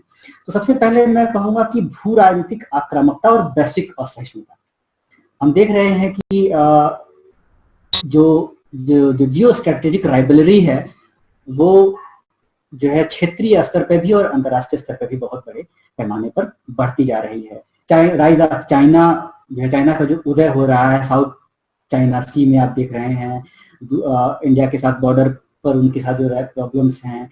इसके अलावा जो ग्लोबल जो चैलेंजेस हैं और जो इनटॉलरेंस डेवलप हो रहा है, वो पीस प्रोस्पेक्ट के लिए, पीस के पूरे का जो प्रोसेस है उसके सामने जो है रीजनल लेवल पर भी और ग्लोबल लेवल पर भी जो है एक बड़ी चुनौती प्रस्तुत कर रहा है। चाहे आप एशिया में देख लें, आप जो है जो अमेरिकन जो कॉन्टिनेंट है उसमें देख सकते हैं, यूरोपियन यूनियन से जो है ब्रेजिट का जो कॉन्सेप्ट है, जो ब्रेजिट की जो पूरी परिघटना है, वो भी जो है यूरोपियन कॉन्टिनेंट का ये जो क्षेत्रीय जो स्थिति है, यहाँ पर जो शांति का जो पर्सपेक्ट है वो अंडर थ्रेट है। और इन्हीं सभी पर्सपेक्टिव में अगर हम जो इंटरनेशनल सिनेरियो में भी देखें तो जो है ये भू राजनीतिक जो आक्रामकता है, जो पॉलिटिकल राइवलरी है, जो स्ट्रेटेजिकल राइवलरी है, वो चुनौती दे रहा है। दूसरा जो है आतंकरोधी संघर्षों के रूप में संघर्ष को पुनः जन्म देने की प्रवृत्ति जो है, ये भी राष्ट्रीय, क्षेत्रीय और अंतर्राष्ट्रीय स्तर पर शांति की एक बहुत बड़ी चुनौती है। आतंकरोधी संघर्ष के रूप में संघर्ष को पुनः चुनौती देना, ध्यान रखेंगे आप कि जहां कहीं भी आतंक को समाप्त करने का प्रयास किया जा रहा है, चाहे वो राष्ट्रीय स्तर पर हो, चाहे वो क्षेत्रीय स्तर पर हो, चाहे अंतर्राष्ट्रीय स्तर पर हो, सारे प्रयास जो है आतंक को आतंक की ही भाषा में जवाब देकर के समाप्त करने का प्रयास किया जा रहा है। और इसका परिणाम क्या हो रहा है कि एक साइकिल ऑफ वायलेंस, हिंसा का एक जो है चक्र विकसित हो जा रहा है। ये भी जो है शांति के प्रोस्पेक्ट के लिए बहुत बड़ी चुनौती है, शांति की संभावना के लिए बहुत बड़ी चुनौती है। हमें किसी भी तरह के आतंकरोधी संघर्षों से लड़ने के लिए जो है अहिंसा का रास्ता अपनाने का प्रयास किया जाना होगा। इसके अलावा तीसरा जो है वो है सैन्य हस्तक्षेप और रिजिम चेंज की असफलता, यानी शासन के परिवर्तन में जो असफलताएं हैं। सैन्य, हम जानते हैं, हमने अफगानिस्तान में देखा, दुनिया के और तमाम देशों में देखा हमने, जहां पर शांति को स्थापित करने के लिए जो है सैन्य हस्तक्षेप अमेरिका और नाटो फौजों के द्वारा किया गया, यूएन के द्वारा किया गया, और वहां पर रिजीम चेंज कर दिया गया, सरकारें बदल दी गई और अपने पसंद की सरकारों को वहां पर एस्टैब्लिश किया गया। लेकिन जो सरकारें अपनी पसंद की लाई गई वो भी जो है शांति को स्थापित करने में सफल नहीं हो पाई, और जो इंसर्जेंट ग्रुप थे या दूसरे अन्य ग्रुप जो वायलेंट फिनोमिनन में, वायलेंस की घटना में, हिंसा की घटना में इन्वॉल्व थे, वो जैसे ही नाटो फौजें या यूएन की फौजें वापस नहीं, तो वो धीरे धीरे पुनः उठने लगे। तो जो रिजीम चेंज का प्रोसेस है, कई बार वहां की जनता की पसंद के बिना भी रिजीम चेंज किए गए हैं। तो ये भी जो है रीजनल लेवल पर और ग्लोबल लेवल पर जो है पीस के पर्सपेक्टिव को, पीस के संभावना को, शांति की संभावना को चुनौती देता है। चौथा जो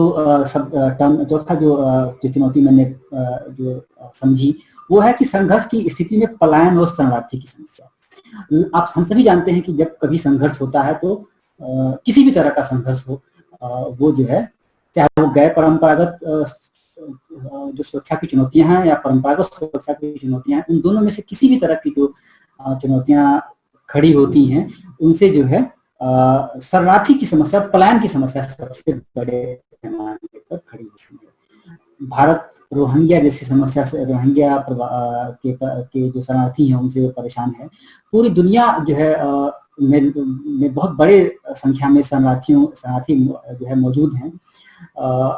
मुझे भी याद नहीं आ रहा है ठीक से कि पिछले दिनों मैंने एक बीबीसी की रिपोर्ट पढ़ी थी, अफ्रीका के किसी देश में, शायद सोमालिया में शरणार्थियों और दूसरे शरणार्थियों की स्थिति ऐसी हो गई थी कि उनको भोजन दे पाने के लिए यूएन का जो स्टॉक था वो भी खत्म होने की स्थिति में आ गया था। उन्होंने दुनिया के देशों से जो है आग्रह किया था कि वो बड़े पैमाने पर इस जो है संभावित भुखमरी की समस्या से लड़ने के लिए सहयोग करें।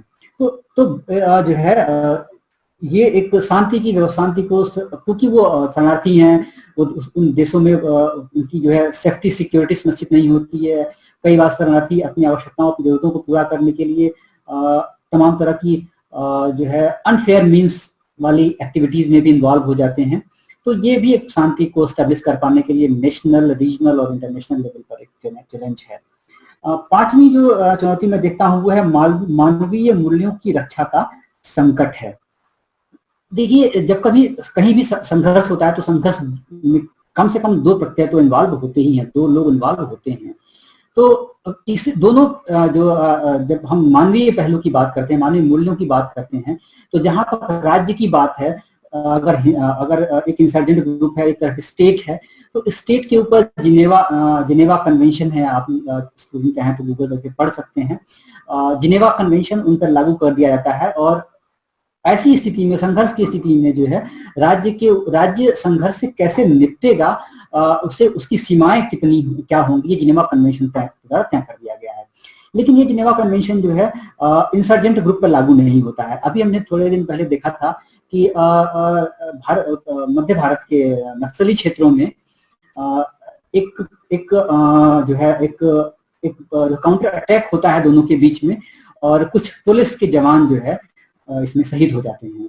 उनकी बॉडी नक्सलाइट्स उठा ले जाते हैं और बाद में उनके शरीर में ही बम प्लॉट करके उस शरीर को, उनकी डेड बॉडी को भेज देते हैं। तो ये जो मानवीय मूल्य हैं उनका बहुत बड़े पैमाने पर ह्रास जो है हो रहा है। इसको भी जो है देखने की जरूरत है। तो जब तक इन सभी चीजों को यूएन और विश्व समुदाय अपने गंभीर सरोकार के रूप में नहीं लेगा, इसकी जो चुनौतियां बनी रहेंगी। जी सर, आपने अभी शांति के सामने आने वाली चुनौतियां बताई और ये कहा कि जब कोई भी संकट आता है तो कोई भी संकट अपने आप में एक शांति के लिए चुनौती बन जाता है, चाहे वो भूख से जुड़ा संकट हो या सत्ता को जबरदस्ती बदल देने से जुड़ा संकट हो या फिर शरणार्थियों से जुड़ा संकट हो। आज पूरी दुनिया फिर से एक नए संकट का सामना कर रही है और इसने पूरी दुनिया को और हम लोग की टीचिंग लर्निंग प्रोसेस को बदल दिया है। पूरी दुनिया को बहुत तो पुनर्रचना कर दी है पूरी दुनिया की। अभी भविष्य में दुनिया होगी वो शायद एक अलग दुनिया हो जो 2019 के पहले थी। तो ये जो कोविड संकट है उसने दुनिया को और शांति कैसे प्रभावित किया है, संभावित परिणाम क्या है, आप एक्सपर्ट भी जानना चाहूंगा।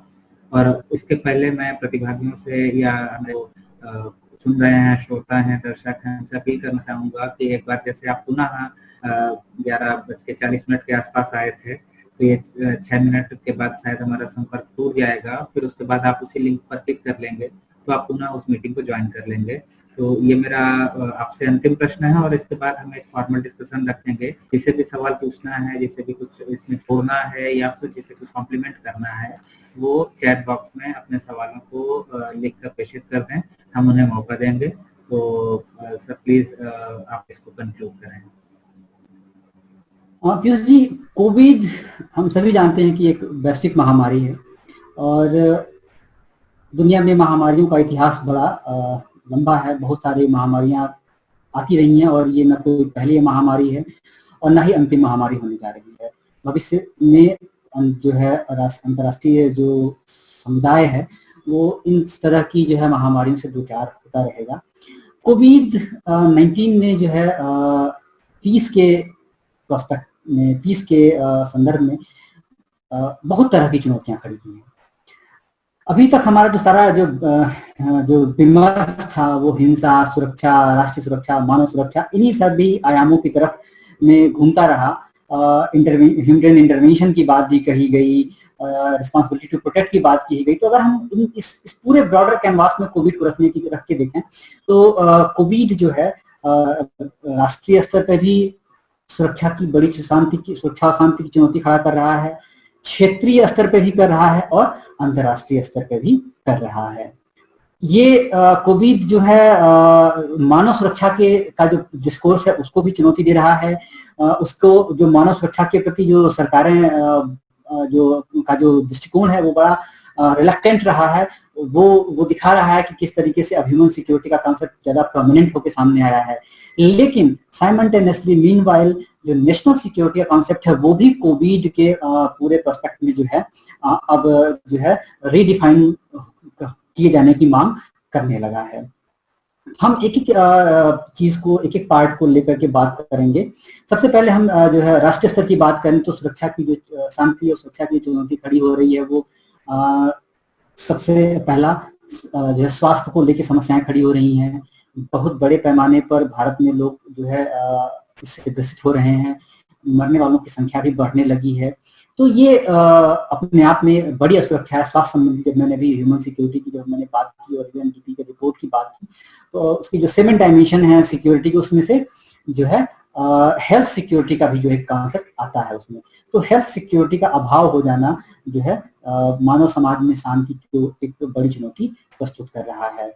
इसके साथ ही साथ जो है मैंने आपको बताया कि एम्प्लॉयमेंट और फूड सिक्योरिटी को लेके भी बहुत बड़ी चुनौती जो 7 डायमेंशन में आता है ह्यूमन सिक्योरिटी के। तो माइग्रेंट लेबरर्स का वापस आना बहुत बड़े पैमाने पर, रेमेंटिस जो रेमेंटिस हैं जिसको हम जो है क्या कहते हैं भेजे हुए पैसे की अर्थव्यवस्था है। हमारे उत्तर प्रदेश, मध्य प्रदेश और बिहार के राज्यों में की जो बड़ी अर्थव्यवस्था है वो बड़े पैमाने पर भेजे हुए पैसे पर निर्भर थी। दिल्ली, मुंबई, बेंगलोर जैसे जो बड़े जो इंडस्ट्रियल जो सिटीज हैं वहां पर इन प्रदेशों के लेबरर्स काम करते थे। वो वहां से वापस आने के लिए वो मजबूर हुए। बहुत बड़े पैमाने पर उनके सामने जो है इनसिक्योरिटी खड़ी होने जा रही है, एम्प्लॉयमेंट की सिक्योरिटी खड़ी होने जा रही है, इनसिक्योरिटी खड़ी होने जा रही है। कम्युनिटी सिक्योरिटी भी एक बहुत बड़ा हिस्सा है ह्यूमन सिक्योरिटी का। यूएनडीपी के उस मॉडल में कम्युनिटी सिक्योरिटी की बात की गई है। तो कम्युनिटी सिक्योरिटी को भी लेके बहुत बड़ी चुनौती खड़ी होने जा रही है। हमने खबरों में तमाम ऐसी खबरें पढ़ी है कि जब कि दिल्ली और मुंबई से परिवार वापस आए तो गांव भर वालों ने उनको स्वीकार नहीं किया, ससुराल वालों ने स्वीकार नहीं किया और अंततः जो है सुसाइड की भी घटना दिखाई पड़ी। तो कम्युनिटी सिक्योरिटी के भी चैलेंजेस जो है खड़े हो रहे हैं। तो राष्ट्रीय स्तर पर जो है चुनौती खड़ी हो रही है। क्षेत्रीय स्तर पे भी बहुत बड़ी चुनौती खड़ी हो रही है कि जो है कोविड के को लेकर के कि जैसे देखिए भारत एक एग्जांपल के तौर पर देखें तो भारत जो है 2015 ऑनवर्ड अपने आप को पोलियो से पूर्णतः समाप्त देश घोषित कर चुका है। लेकिन भारत की जो पड़ोसी देश हैं वो अभी भी पोलियो से बहुत बड़े पैमाने पर पोलियो से ग्रसित हैं। तो ये क्षेत्रीय समस्या को भी शुरू करेगा कि अगर मान लीजिए कि किसी एक स्तर तक अगर वैक्सीन बन भी जाए तो निश्चित तौर पर ये वैक्सीन बहुत शुरुआती समय में महंगी होगी और क्षेत्रीय स्तर पर इतने बड़े पॉपुलेशन को बहुत जल्दी से वैक्सीनाइज कर देना, इम्यूनाइज कर देना बहुत कठिन काम होगा। और जिस प्रक्रिया को जो है पोलियो उन्मूलन की प्रक्रिया को राजीव गांधी के समय में शुरू किया गया था, और उसको शुरू करने में, हम उसको समाप्त कर पाने में हमको लगभग 20 वर्ष लग गए।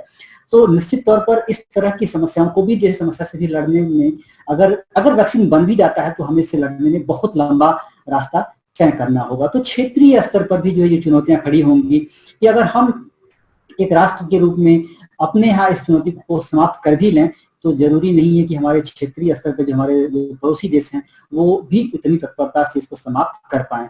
तो इसका, और चूंकि man to man, human to human transition nature है इस वायरस का, तो ये जो है इस वायरस के बने रहने की चुनौती अभी भी बनी रहेगी।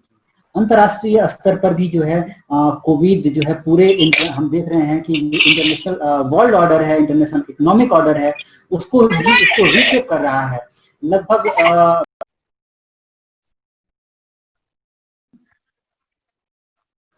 तो लगभग पूरी दुनिया में जो है एक बड़ी बहस इस बात पर चल पड़ी है अब कि किस तरीके से कोविड-19 जो है इंटरनेशनल ग्लोबल ऑर्डर को, इंटरनेशनल जो है इकोनॉमिक ऑर्डर को किस तरीके से रीशेप कर रहा है।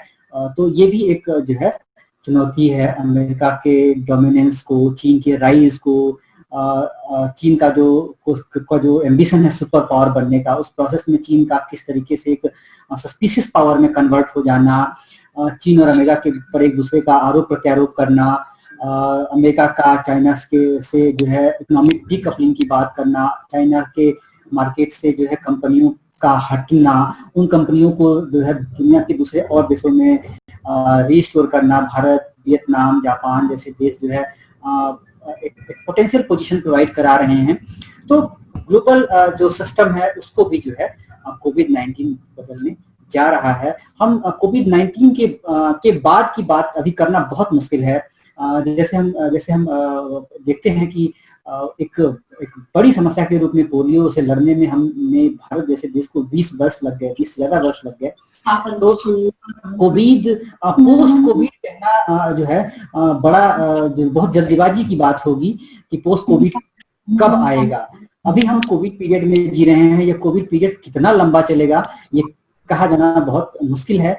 लेकिन जब भी लेकिन जो भी कोई पोस्ट कोविड इस कोविड जो पीरियड है, इसी पीरियड में जो है global structure, global economic structure जो है अपने बदलाव से रूबरू हो रहा है, उससे दो चार हो रहा है।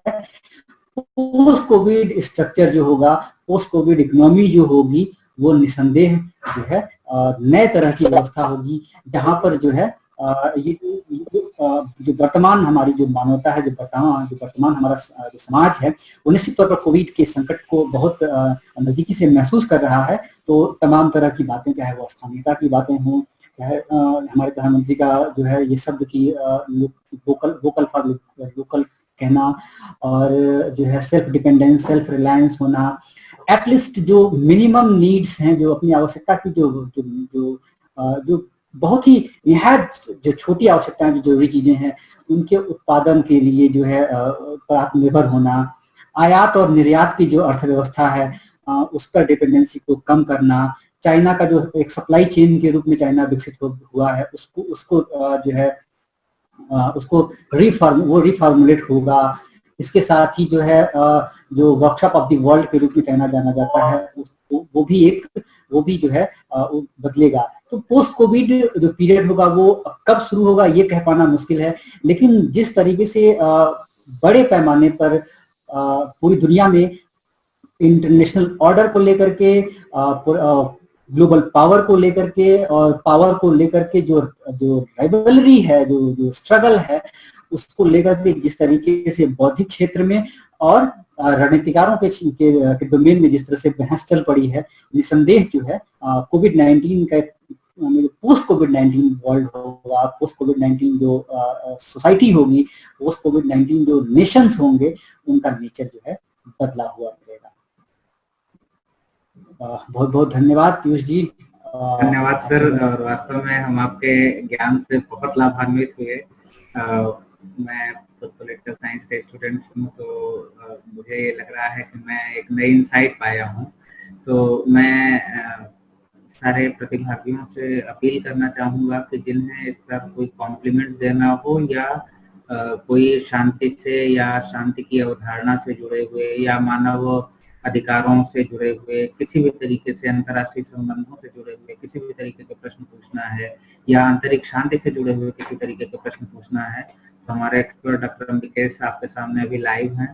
तो मैं आपसे अपील करूंगा कि कोई भी अगर सीधे प्रश्न पूछना चाहते हैं तो अनम्यूट करके सीधे प्रश्न पूछ सकते हैं, या फिर अगर आप में से कोई ड्रॉप बॉक्स में डालना चाहते हैं, चैट बॉक्स में डालना चाहते हैं, तो चैट बॉक्स में अपने सवालों को लिख लें।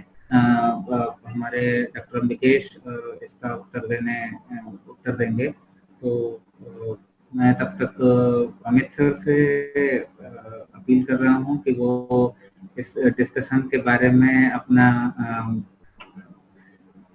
दो शब्द कहें। दो शब्द कहने का मतलब इस बारे में कुछ अपनी प्रतिक्रिया बताएं, और तब तक मैं सारे प्रतिभागियों को इस पर अपील कर रहा हूं कि वो अपने क्वेश्चन जो उनके दिमाग में उठ रहे हों वो क्वेश्चन को चैट बॉक्स में डाल दें, जिससे हम आगे इस डिस्कशन को बढ़ा सकें। हाँ, थैंक यू पीयूष। सबसे पहले तो मैं अपने एक अनुभव बताता हूँ। मैं MA प्रीवियस ईयर में था, यूनिवर्सिटी ऑफ इलाहाबाद में था, और उस समय जिन डेज आए हुए थे यूनिवर्सिटी ऑफ इलाहाबाद ज्वाइन किए थे, बाद में जीबी पंत और उससे भी बाद में रांची विश्वविद्यालय ज्वाइन कर लिए। तो वो आए और हम लोग को बहुत ऊंची बात से बताए। तो हमें तो समझ में आया नहीं, बिल्कुल भी नहीं समझ में आया वो क्या बताए। बस ये समझ में आया, बहुत अच्छा लगा, और ये भी समझ में आया हाँ मुझे तो मैं समझता हूँ कि जो हमारे BA और MA के आज स्टूडेंट हैं ठीक वैसा ही समझे होंगे। उन्हें हो सकता है कि बहुत सारी बातें समझ में ना आई हों, लेकिन यह अवश्य समझ में आई होगी कि हाँ कोई वक्ता हमारे बीच में बहुत अच्छी बातें, विद्वता वाली बातें, और मतलब ऐसा इम्पोर्टेंट भी है। मैंने देखा कि डॉक्टर अम्बिकेश कैसे प्रारंभ में मिल्टन फ्रीडमैन का जिक्र ना करते हुए भी, अमर्त्य सेन को जिक्र ना करते हुए भी, और उनकी जो सैद्धांतिक उपलब्धियां हैं उसको मैं ऐसे जानता हूँ कि स्वतंत्र का प्रसार ही विकास है ना। जो डेवलपमेंट है ओवरऑल वो एक्सपेंशन और पॉजिटिव फ्रीडम है। और मैंने देखा कि वो सुना भी, मैं अनडाउटली कोई भी ऐसा शब्द नहीं था केवल वो बीच में जो हस्तक्षेप आ जाता है समय अवधि वाला। उसके अलावा मैं कंटिन्यूसली सर मैंने आपको सुना और मैंने ये महसूस किया कि आप जो इकोनॉमिक्स में डेवलपमेंट डिस्कोर्स बना हुआ है इस समय में, जिसमें ह्यूमन सिक्योरिटी टॉप लेवल पे आता है, फर्स्ट प्रायोरिटी पे आता है, जिसमें राज्यों से यह अपेक्षा की जाती है कि वे ऐसे अवसरों का निर्माण करें, उपलब्ध करवाएं, जिसे लोग अपनी क्षमता से, अपनी योग्यता से जिनका चुनाव करें और वे स्वयं और फिर आगे जाके देशों का विकास करें। तो एक तो ये पक्ष था। दूसरा मैंने देखा कि आप महात्मा गांधी से भी टच करते हुए आए हैं। आप बिना कहें गौतम बुद्ध से भी आसपास आए। जो ये सच में मेरे लिए बेहद एनलाइटिंग रहा। मेरा जो डेवलपमेंट डिस्कोर्स था आज असल में उसका प्रसार हुआ है, उसमें ह्यूमन सिक्योरिटी। मैंने देखा कि आप यूनाइटेड नेशन सिक्योरिटी काउंसिल या हेल्थ ऑर्गेनाइजेशन या फिर से आपने बहुत सारे इंटरनेशनल ऑर्गेनाइजेशंस में जो यूनाइटेड नेशन डेवलपमेंट प्रोग्राम में जो फॉर्मुलेशन हुआ है उससे भी सर मुझे लगता है कि आप मल्टी डायमेंशन आपने खोल दिया है, और जैसे आपने इस डायमेंशन को ओपन अप किया है, उससे हमारे बच्चों का भी जो माइंड है असल में ओपन अप हुआ होगा। मैं इसीलिए बता रहा हूँ कि वो जिन डेज की क्लास भले ही मुझे ना समझ में आई है मैं प्रीवियस में, लेकिन उन्होंने मेरे दिमाग का वहाँ से प्रसार किया है। तो आपने पीस को लेके ऐसे समय में जब कोविड हमारे बीच में है, और कोविड की वजह से हजारों लाखों करोड़ों जिंदगियां तबाह हो गई हैं, जो न्यू नॉर्मल बन गया है उसमें पीस टॉप प्रायोरिटी पे हैं।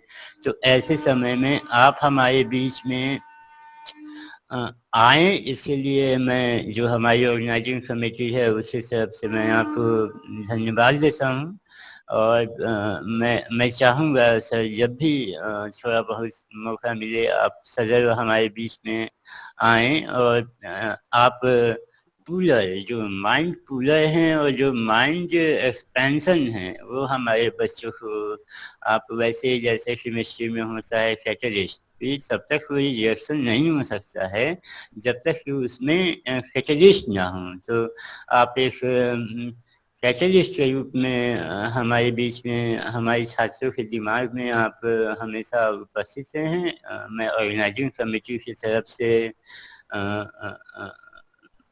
मैं आपका स्वागत किया था, हमेशा स्वागत करूँगा। और सच में मैं समझता हूँ कि इस लेक्चर को हमारे बीच में प्रमोद सर भी सुन रहे थे, ज्ञान प्रकाश पांडे सर भी समाजशास्त्र के असिस्टेंट प्रोफेसर हैं हमारे कॉलेज में, वे भी सुन रहे थे। कमलेश चावले सर राजनीति विज्ञान के सहायक प्रोफेसर हैं, वो भी सुन रहे थे। तो हम सबके विशेष रूप से मेरा जो डेवलपमेंट डिस्कोर्स है उसमें एक्सपेंशन आया है। जो हमारे स्टूडेंट हैं उनके माइंड एक्सपेंशन हुआ है, आप कैटलिस्ट सर उनके दिमाग में गए होंगे, वे आपको आजीवन सर मुझे लगता है, भले ही वो कम संख्या में है लेकिन वो आपको सदैव याद रखने वाले हैं। जैसे मैं जिंदेश को याद किया हूँ कि वो क्या सिखाए। तो इन्हीं सब लोग के साथ मैं पीयूष सर को आमंत्रित करूँगा। Thank you sir. Thank you, धन्यवाद अमित सर। Thank you. अब फिर हमारा एक क्वेश्चन आंसर सेशन है। हमारे कलीग हैं मोहित सर, उन्होंने क्वेश्चन किया है और आप जवाब देना चाहता है। Indian TV media is known for its Indian TV media is known to be very noisy. How do you view its role in national सवाल को सवाल सुनाई नहीं पड़ा मुझे, थोड़ा सा वैसे ड्रॉप बॉक्स होगा, चैट बॉक्स में होगा। मैं चैट बॉक्स देखने की कोशिश कर रहा हूँ। जो मेजर प्रॉब्लम है Indian media is known Piyush sir, वो यदि आप एक सवाल मैं ये देख रहा हूँ कि विश्व शांति, एक सवाल मैं देख पा रहा हूँ कि विश्व शांति स्थापित करने में संयुक्त राष्ट्र संघ की क्या भूमिका है। अच्छा सवाल है। दरअसल विश्व शांति के निर्माण के लिए विश्व में शांति स्थापित हो, इसी उद्देश्य से जो है संयुक्त राष्ट्र संघ की स्थापना की गई। तो संयुक्त राष्ट्र संघ और उसके विभिन्न जो एपेक्स बॉडीज हैं, अनुशांसिक जो है अनुसंधान जो उसके जो संगठन है, उनका मूल काम ही जो है विश्व में शांति की स्थापना है। और उसी के लिए चाहे वो क्या नाम है, शांति निर्वहन की बात हो, चाहे शांति रचना की बात हो, चाहे शांति निर्माण की बात हो, पीस मेकिंग, पीस कीपिंग और पीस बिल्डिंग की बात है, इनके माध्यम से यूएन सिक्योरिटी काउंसिल के माध्यम से उसके चार्टर, यूएन चार्टर के अध्याय 6, अध्याय 7, इन सब में जो चीजें वर्णित की गई हैं वो सब कुछ जो है मूलतः जो है इसी दृष्टिकोण से है कि किस तरीके से जो है शांति की स्थापना की जा सके। और जी हाँ तो करिए। और मैं दूसरा सवाल है इसी के साथ, क्या शांति के लिए हिंसा आवश्यक है? आपने डिस्कशन भी किया था और शांति और हिंसा के संबंधों पर एक मैं इसमें कह रहा हूँ कि पुनः कि शांति के लिए हिंसा आवश्यक है। इस मामले में मैंने बताया ना कि बड़े अलग अलग तरह के दृष्टिकोण हैं। अगर हम अपने जो है इंडियन मैथोलॉजी से कुछ बात कहें तो हमने सुना, हमारे पास एक प्रसंग है कि जो है रामचंद्र जी लगातार जो है समुद्र के किनारे खड़े होकर निवेदन कर रहे हैं उससे, और वो निवेदन नहीं स्वीकार कर रहे हैं। तो एक लाइन आती है कि जो है लक्ष्मण के आप बाण निकालो, तब जाकर के जो है ये बात हमारा मानेगा। या इसी तरीके से जो है हमारे जो है दूसरी मैथोलॉजी जो है जो महाभारत की है वो भी है, उसमें भी कहा गया कि जो है शांति जब तक तभी तक स्थापित नहीं हो पाएगी जब तक जो है युद्ध न हो। तो कृष्ण जो है अर्जुन को युद्ध के लिए तैयार करते हैं ताकि जो है स्थापित किया सके। तो इसकी ये हमारी मैथोलॉजीज में है। इसके बाद मैंने आपको बताया कि कैसे ग्रीक प्रणाली में, इंडियन जो एंशिएंट विजडम है उसमें, रोमन अंपायर में, चाइनीज जो विजडम है, उन सब में जो है शांति को स्थापित करने के लिए युद्ध के सहारा लेने की बात कही गई है। जो यथार्थवादी परंपरागत यथार्थवादी चिंतक हैं उन लोगों ने भी जो है उसको किया है। हिटलर ने भी इसको इसी तरीके से देखा है कि जो है युद्ध के बाद ही शांति आती है। मुसोलिनी ने तो यहाँ तक कह दिया है कि पुरुष के लिए युद्ध वैसे ही है जैसे स्त्री के लिए मातृत्व। तो इस तरह की जो व्याख्याएं हैं आधुनिक दौर में जो पॉलिटिकल थिंकर हांस जे मार्गेनथाउ ने भी कहा कि शक्ति की जो राजनीति है वो शक्ति के लिए संघर्ष है। तो शांति को बनाए रखने के लिए हिंसा आवश्यक है, ये एक दृष्टिकोण है। भगत सिंह ने भी भारत में शांति स्थापित करने के लिए जो है हिंसा का सहारा लिया और उनका बमों का अपना दर्शन है। तो भारत के में आजादी को प्राप्त करने के लिए जो प्रयास किए गए उसमें एक रिवोल्यूशनरी ग्रुप था जो फ्रेंच फैनन की जब हम बात करेंगे तो वहां पर भी जो है किस तरीके से रिवोल्यूशनरी वायलेंस को कॉलोनियल रूल के अगेंस्ट जो है रिवोल्यूशनरी वायलेंस को ड्रामेटाइज किया गया है, जस्टिफाई भी किया गया है। तो ये सारी चीजें हैं, हमें देखना होगा कि हम किस कॉन्टेक्स्ट में शांति को स्थापित करने जा रहे हैं। गांधी की जब हम बात करेंगे तो गांधी वहां बिल्कुल ये बात कहेंगे कि नहीं, हमें जो है शांति की स्थापना जो है अहिंसक तरीके से ही करनी होगी। लेकिन जब हम माओ का परिदृश्य लेंगे तो वहां आएगा कि power flows from the barrel of gun, और हम जो है जब तक हम हिंसा में नहीं लिप्त होंगे, जब तक जो है इस तरह के जो है हिंसक परिस्थितियों को जन्म नहीं देंगे, हम जो है असमानता और जो तरह की विभिन्नताएं हैं उनको हम रीएड्रेस नहीं कर पाएंगे। भारत में जो है इसी तरह के चारू मजुमदार ने कहा कि वो कम्युनिस्ट जो है रिवोल्यूशनरी कभी रिवोल्यूशनरी नहीं कहा जाएगा जब तक कि उसका हाथ जो है किसी बुर्जुआ के खून से रंगा न हो। तो इस तरीके से अलग अलग तरह के पैराडाइम्स हैं, परिदृश्य हैं। लेकिन मैं जो मेरा सबमिशन है वो अभी भी जो है बुद्ध और गांधी की परंपरा के साथ खड़ा है, और बुद्ध और गांधी के साथ अंबेडकर की परंपरा के साथ खड़ा है कि संस्थाओं और संरचनाओं में जिस तरह अंबेडकर का विश्वास है उसी तरह संस्थाओं और संरचनाओं में विश्वास करते हुए पढ़िए, गुनिए और उसके लिए संगठित होकर लड़िए। और गांधी और जो है बुद्ध की जो अहिंसा की परंपरा है उसमें हमारा विश्वास है कि अगर आपको एक होता है परपिचुअल पीस की बात, जिसको जो उदारवादी लोग करते हैं, जहां पर युद्ध की अनिवार्यता और युद्ध की जब हम परपिचुअल पीस की बात करते हैं तो युद्ध और वायलेंस की भी परपिचुअलिटी आ जाती है। लेकिन एक होता है सस्टेनेबल या लॉन्ग सस्टेनिंग पीस की बात करते हैं, तो निसंदेह जो है गांधी और बुद्ध के ही जो है की परंपरा से निकलेगा। ये कठिन है थोड़ा, कई बार आपको जो है प्रैक्टिकल भी नहीं लगेगा, लेकिन अगर आप इसका प्रयोग करें, इस पर काम करें तो ये बहुत ज्यादा प्रैक्टिकल भी है। सर ये भुवनेश सर के बाद से क्वेश्चन है, मैं क्वेश्चन को दोहरा देता हूँ। Indian TV media is known to be very noisy. रोज शाम को बहस होती है हिंदुस्तान पाकिस्तान, और ये वो काट डालेंगे मार डालेंगे, स्ट्रेटजी बनाते हैं। तो how do you view this roll on national security of India?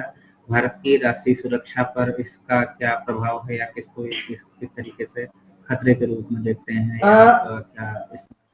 अच्छा सवाल है भवनीत सर। सबसे पहले मैं आपसे ये एक रिक्वेस्ट करूंगा कि आप भारत में जितनी भी ये मीडिया हाउसेज हैं इनका थोड़ा सा स्टडी करिए। अगर आप स्टडी करेंगे तो आप पाएंगे कि ये किसी ना किसी पॉलिटिकल लीडर के दामाद का है, किसी पॉलिटिकल लीडर के बेटे का है, किसी अन्य पॉलिटिकल पार्टी से जुड़ा हुआ है। इस तरह का जो है एक सिनेरियो भारत में बना हुआ है। तो जो है बड़ा कठिन है ये कह पाना कि जो है इंडियन जो नेशनल मीडिया है, जो इंडियन मीडिया है, जो टीवी है, वो किस तरीके से जो है एक फेयर पिलर के रूप में डेमोक्रेसी के फोर्थ पिलर और फेयर पिलर की तरह काम करना चाहिए, उस कर पा रहा है। ये बड़ा जो है सस्पिशियस कंडीशन में है अभी। दूसरा मैं ये कहूंगा कि आप ये कह रहे हैं कि कैसे ये नेशनल डिस्कोर्स को इफेक्ट करता है। मैं कह रहा हूँ आपसे, मैं आपको बताना चाहूंगा सर कि मैंने शुरू में ही आपसे अभी इस लेक्चर में मैंने बताया था कि किन्हीं खास परिस्थितियों में रूलिंग पार्टी के द्वारा, रूलिंग क्लास के द्वारा, गवर्नेंस के द्वारा एक जो है फुको की जब हम बात करते हैं तो गवर्न मेंटालिटी एक वर्ड यूज किया गया है उन्होंने। तो अगर हम उसी उसको उसी से अपने कॉन्सेप्चुअल अंडरस्टैंडिंग को थोड़ा बड़ा करें तो हम देखेंगे, हमने आपसे पहले भी कहा था कि किस तरीके से नेशनल सिक्योरिटी का एक डिस्कोर्स क्रिएट किया जाता है। तो जो हमारी मीडिया है, जो हमारा टीवी है, वो न सिर्फ नेशनल सिक्योरिटी के डिबेट को सिक्योरिटी को प्रभावित कर रहा है, बल्कि उसके डिबेट को जो है सेव भी कर रहा है। हमें जो है बता दिया जाता है कि रोज शाम को बता दिया जाता है कि जो है बहुत बुरी स्थिति है चाइना और भारत के बीच, और हमें अब ये करना है, हमें वो करना है, बहुत बुरी स्थिति है भारत और नेपाल के बीच। हम बहुत सारी ऐसी बातें हम नहीं जान पाते हैं और हमारी अपनी कुछ लिमिटेशंस हैं। हमें ये बता दिया जाता है कि चाइना बॉर्डर पे चाइना के सैनिक जो है भारत के हिस्से में प्रवेश कर गए हैं, लेकिन हमें ये नहीं बताया जाता कि नो मैंस लैंड कितना है, कौन कितनी एरिया में जा सकते हैं और कौन से लोग जा सकते हैं, जो हमारे जो पर्यवेक्षक होते हैं, दोनों पेट्रोलिंग पार्टी का कितना राइट होता है नो मैंस लैंड पर। ये सारी बातें हमें नहीं बताई जाती है। पेट्रोलिंग पार्टी वहां कितना कर सकती है, कितनी देर तक रह सकती है, दोनों पेट्रोलिंग कई हमने जो है इसके अलावा पेट्रोलिंग पार्टी के आपस के संबंध कितने अच्छे हो जाते हैं कई बार। इन सब बातों पर हमें जो है इनका इंफॉर्मेशन हमें मीडिया के द्वारा नहीं दिया जाता है और हम इनकी स्टडी भी नहीं कर पाते हैं। और हमें सीधे ये कह दिया जाता है कि शी जिनपिंग ने कहा है कि जो है पीपुल्स गुरिल्ला आर्मी जो है किसी भी स्थिति के लिए तैयार रहे, लेकिन हमें ये नहीं बताया जाता कि वो उनका जो है हर साल की तरह जो है उनका जो है वार्षिक अधिवेशन चल रहा है और अपने हर वार्षिक अधिवेशन में जो है पीएलजीए के लिए राष्ट्रपति ये शब्द कहता ही है कि वो किसी भी स्थिति की तैयार रहें। भारत भी तो हर 26 जनवरी को अपनी मिलिट्री एक्सरसाइज करता ही है, तो क्या वो दुनिया के लिए दुनिया पर अटैक करने की तैयारी कर रहा होता है क्या? तो ये सब बातें हैं जिन पर जो है गंभीरता से जो है लेमैन नहीं समझ पाता है। इसीलिए मैंने कहा था कि सिविल सोसाइटी की भूमिका जो है महत्वपूर्ण हो जाती है। इसके अलावा एक चीज मैं और यहाँ ऐड करूं कि खास करके पीएलजीए के संदर्भ में, चीन की आर्मी के संदर्भ में, कि चीन जो है एक संतान की या सिंगल चाइल्ड जो पॉलिसी अपना ली थी बहुत लंबे समय तक, तो पीएलजीए के बहुत सारे जो गुरिल्ला हैं वो लोग जो है एक ही बच्चे के पिता हैं और कईयों के बच्चे बहुत छोटे हैं। उनको पालना, उनको आगे बढ़ाना, उनका भविष्य सुरक्षित करना ये जिम्मेदारी भी है। जैसे उनके पास चीन के सीमाओं की सुरक्षा की जिम्मेदारी है, वैसे ही उनके अपने परिवार की सुरक्षा की भी जिम्मेदारी है। तो पीएलजीए की एक अपनी लिमिटेशंस है कि किसी भी तरह के डायरेक्ट वार में इन्वॉल्व हो पाना, इंडिया के साथ, इंडिया जैसे बड़े पावरफुल देश के साथ हो पाना, ये सब मुश्किल है। हाँ, छोटी छोटी बातें, किसी के मिलिट्री इन्वेजन हो गया, हम कहीं जो है पनडुब्बियों का थोड़ा सा मूवमेंट देख लिए, पानी की जहाजों का मूवमेंट देख लिए, ये सब चीजें हैं। तो ये मैंने आपसे बताया कि ये सब जो है अपने इंटरनल पॉलिटिक्स में अपने पोजीशन को रिस्टोर करने के लिए भी नेता लोग ये बात करते रहते हैं। एक सवाल है सुरेंद्र कुमार पांडे का कि शांति और अहिंसा में क्या अंतर है? शांति और अहिंसा में क्या अंतर है? सवाल बहुत बेहतर है। Peace and non violence. देखिए, जब हम अहिंसा की बात करते हैं तो मैंने आपसे कहा कि अहिंसा मतलब कि किसी तरह की हिंसा का न होना, यानी कि कोई भी प्रकार का जो बल की संस्था है, ताकत का प्रयोग न करना, चाहे वो मनसा हो, चाहे वाचा हो, चाहे कर्मणा हो, किसी भी तरह की ताकत का प्रयोग न करना अहिंसा है। लेकिन किसी भी तरह की ताकत का प्रयोग न होना शांति की गारंटी नहीं है। फॉर एग्जाम्पल, हम अपने घर में अपनी जो है, ज्यादातर हम देखते हैं कि अपने ही घर में हम अपनी जो है घर में महिलाओं के साथ उसे गाली नहीं देते हैं, उन्हें मारते नहीं हैं, ठीक है। तो ये एक अहिंसा की स्थिति है हमारे परिवार में महिलाओं के साथ। लेकिन ज्यादातर बार जो है उनके पोषण का ख्याल हम नहीं रख पाते हैं, वो उनका जो अनपेड लेबर है उसको हम वैल्यू नहीं कर पाते हैं। तो this is not be peace, इसे हम पीस या शांति नहीं कहेंगे उनके संदर्भ में। अहिंसक जीवन है उनके पास, उनकी तो सीधे कोई हिंसा नहीं हो रही है, लेकिन उनका काम, उनकी मेहनत, उनका प्रयास रिकॉग्नाइज नहीं हो रहा है। इस तरह से स्ट्रक्चर में जो है वहां पर जो है निगेटिव पीस अवेलेबल है, पॉजिटिव पीस वहां मौजूद नहीं है। वो लैंगिक रूप से वो जो है एक जो कम्युनिटी है वो जो अभी जैसे अमित सर ने कहा कि development must be visualise in the expansion of freedom और लिबर्टी। तो उस महिला की फ्रीडम और लिबर्टी जो है दिखाई नहीं पड़ रही है। तो इस संदर्भ में वहां पर पॉजिटिव पीस नहीं है, नॉन वायलेंस है लेकिन पीस नहीं है। बहुत अच्छा, मतलब बहुत ही अच्छा और बहुत ही स्पष्ट जवाब था आपका। तो इसी के साथ जो आपने अभी घरेलू हिंसा का जिक्र किया, उसके साथ ये सवाल है, घरेलू हिंसा के प्रति लोगों को जागरूक किस प्रकार कर सकते हैं? मोनार्क का सवाल है और मैं चाहूंगा कि अगली बार मोनार्क अगर आए तो अपना सही नाम लिखें, जैसे हमें ऑडियंस को और इंट्रोड्यूस कराने में मदद मिल सके। अच्छा, सवाल क्या है कि घरेलू हिंसा के प्रति लोगों को कैसे जागरूक कर सकते हैं? आपने शुरुआत में भी घरेलू हिंसा को स्ट्रक्चरल वायलेंस से जोड़ा था और इसके पहले भी आपने अभी इस उदाहरण में मैं जो है इस पे ज्यादा फोकस इसलिए करता हूँ, बार बार करता हूँ कि हमने बचपन से पढ़ा है कि नागरिक जीवन में, सामाजिक जीवन में परिवार हमारी जो है प्रथम पाठशाला के रूप में सामने आता है, प्रथम इकाई के रूप में सामने आता है। तो बहुत सारी चीजें अगर हम अपने परिवार से ही सीख लें, अगर तमाम तरह की जो प्रॉब्लम्स हैं, अगर जो उनकी एक बेसिक और प्राइमरी यूनिट के रूप में फैमिली से ही अगर उसको हम समाप्त करने की कर लें, तो बहुत सारी जो नेशनल प्रॉब्लम्स हैं, रीजनल प्रॉब्लम्स हैं, इंटरनेशनल प्रॉब्लम्स हैं, उनका भी समाधान हम ढूंढ पाएंगे। तो घरेलू हिंसा को हम कैसे समाप्त करें, कैसे उसको उसके बारे में काम कर सकें, ये एक्चुअली मेरे एक्सपर्टाइज का बहुत विषय नहीं है।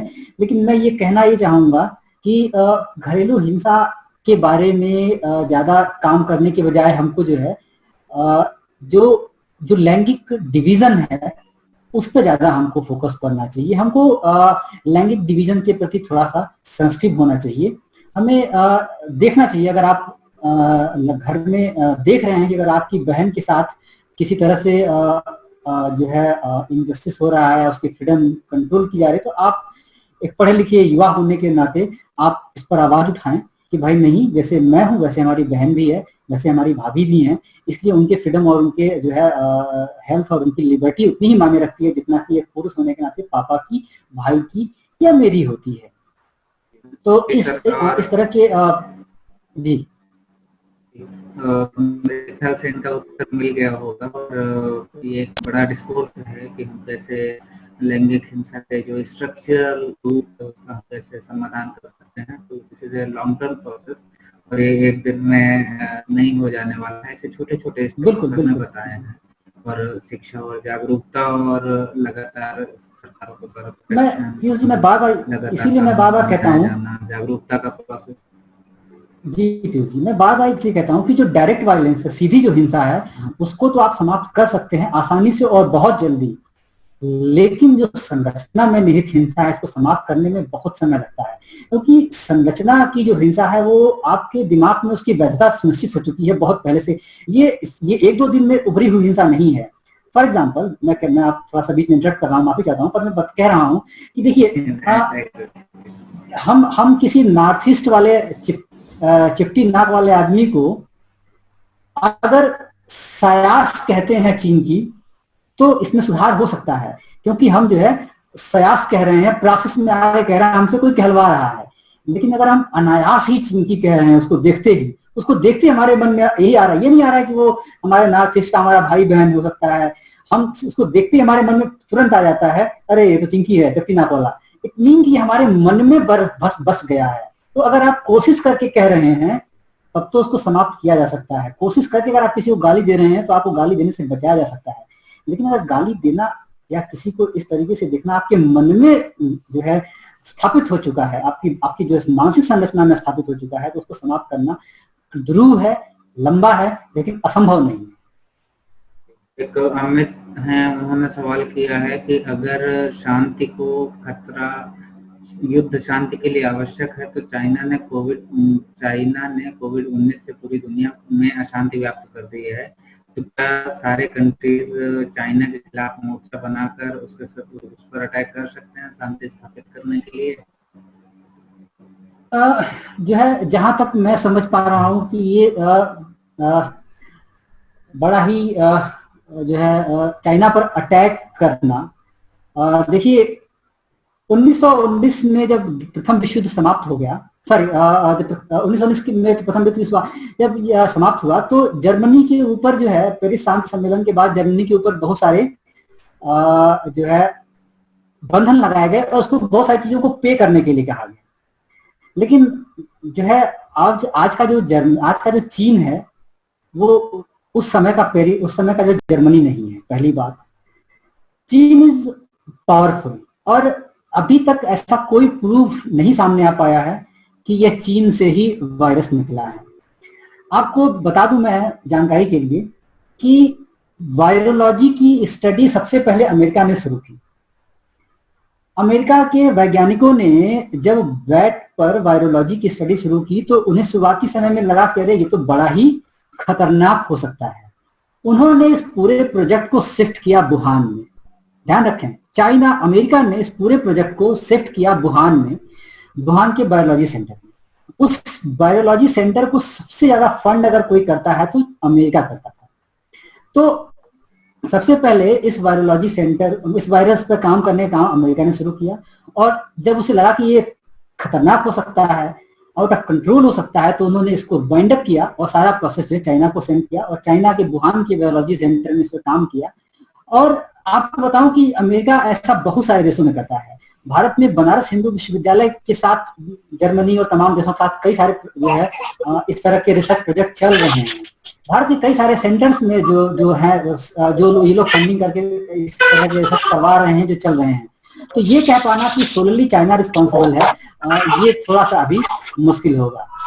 इसके अलावा एक जो है जी हाँ, हम लोग तीसरे सेशन की समाप्ति की तरफ बढ़ रहे हैं, तो मेरे ख्याल से आपका उत्तर मिल गया है कि जब तक हमारे सामने कोई स्पष्ट प्रमाण नहीं है कि वायरस मैन्युफैक्चर्ड वायरस है या चाइना के वायरोलॉजी लैब में बना है और उसे जानबूझकर दूसरे देशों में साया फैलाया गया है, तो हमारे पास इस बात का प्लीज म्यूट कर दें। जो भी मनोज कुमार कोई खोले हुए हैं, उससे आवाज नहीं स्पष्ट हो रही।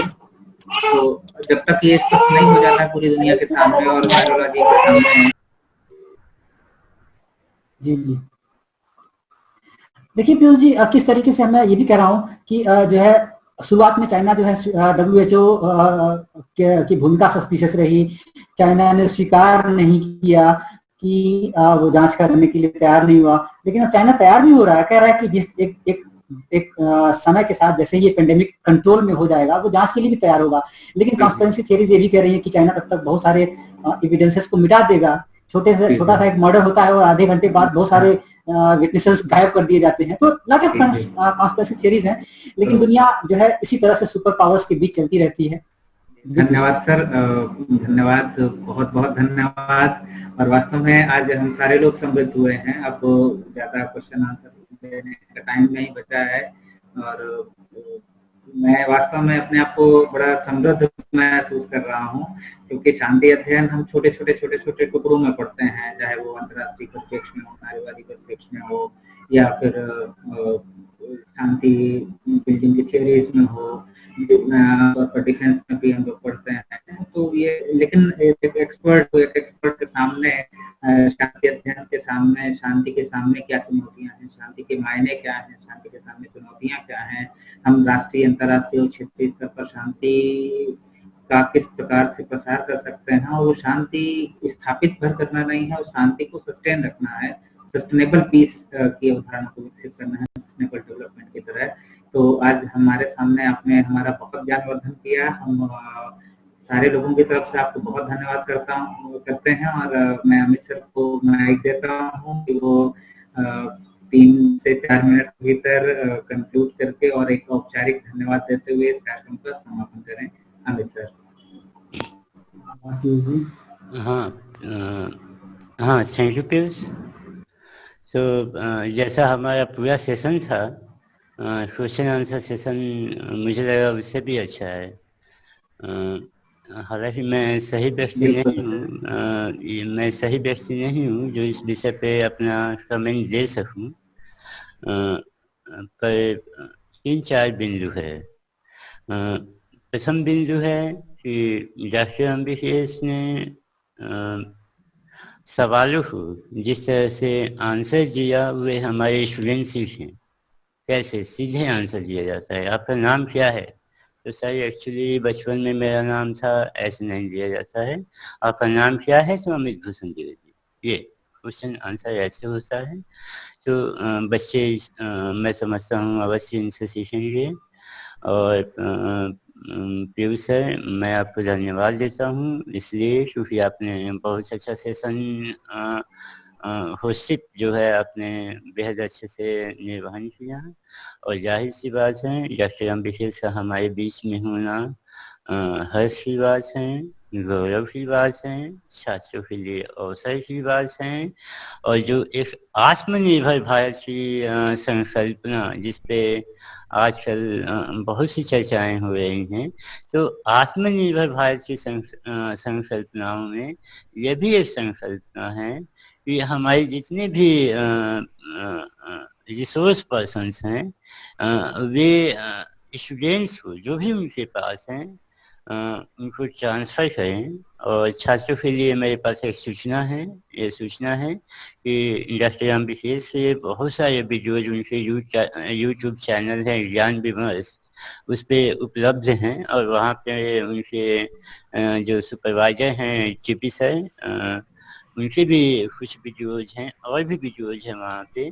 तो प्लीज़ इनके जो चैनल हैं, यूट्यूब चैनल हैं, आप उसे सब्सक्राइब कीजिए। चैनल का नाम है ज्ञान विमर्श।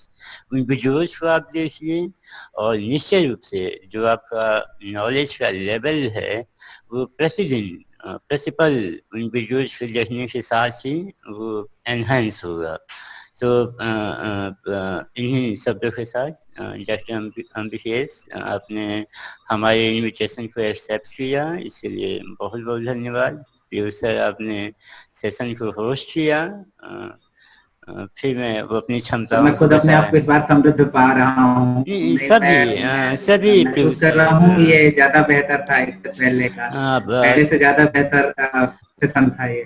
अच्छा, और मेरा भी जो व्यवधान होता था आपके सवाल पूछने में और क्वेश्चन दिखाने में, मैंने उस व्यवधान को समाप्त करने में शायद सफलता आज पाई है।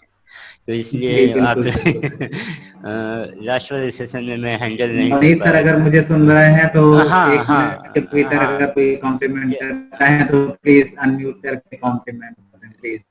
भनित हेलो हेलो। हाँ, सर आपकी आवाज आ रही है? जी सर, सुन पा रहे हैं आप? मेरी आवाज आ रही है आपको? जी जी जी सर, आ रही है। बिल्कुल बिल्कुल। मेरी आवाज आ रही है आपको? हाँ सर, थोड़ा ऑडियो में प्रॉब्लम हो रही है इसलिए मैं, आवाज आ रही है मेरी आपको? हाँ ओके, बिल्कुल आ रही है सर। हाँ तो थैंक यू। बहुत सुन के, और मेरे लिए तो ये टॉपिक हम पढ़ते रहते हैं सारा न्यूज़पेपर्स में भी और न्यूज़ चैनल्स पर भी, लेकिन कभी इतना डिटेल में पॉइंट बाय पॉइंट समराइज किया सर ने इसको 1 घंटे में। काफी एनलाइटेंड मैं फील कर रहा हूँ और काफी हद तक मैं अब चीजों को बेहतर तरीके से समझ सकता हूँ, क्योंकि ये बहुत ही मुश्किल टॉपिक्स हैं। ये डिप्लोमेसी इसमें शामिल हो जाती है, घरेलू हिंसा से लेकर बॉर्डर पर जो हिंसा है सब इसके परिधि में आ जाती है। और सर ने हमको एक स्केलेटल फ्रेमवर्क दिया है ऐसा फ्रेमवर्क जिसका हम यूज कर सकते हैं बेसिक रूप में हर चीज को अच्छी तरह समझने में। तो Ambikesh sir, thank you very much for teaching us, for enlightening us. Yes sir, over to you Piyush sir. Thank you sir. और 1 मिनट बचा है, मेरे ख्याल से उससे भी कम समय बचा है। एक बार मैं सारे लोगों की तरफ से, सारे प्रतिभागियों की तरफ से, अमित सर की तरफ से, पुनीत सर की तरफ से, प्रमोद पांडे जुड़े थे हमारे साथ, ज्ञान पांडे सर जुड़े हैं, उनकी सबकी अपने विद्यार्थियों की तरफ से मैं एक बार पुनः धन्यवाद देता हूँ। और आज इस सभा का औपचारिक समापन किया जाता है और इसका वीडियो एडिट करके हम प्रयास करेंगे कि आपको YouTube लिंक इसके उपलब्ध हो जाए, जिससे हम लोग को इस ज्ञान को हमेशा सस्टेन कर पाएंगे, सस्टेनेबल नॉलेज हो जाए हमारे सामने, जैसे सचिन की बात की है। Thank you. ओके, आप लोग बहुत धन्यवाद, बहुत बहुत धन्यवाद आप लोगों का। Thank you sir. धन्यवाद सर। और ये अंतिम अवसर ना हो सर,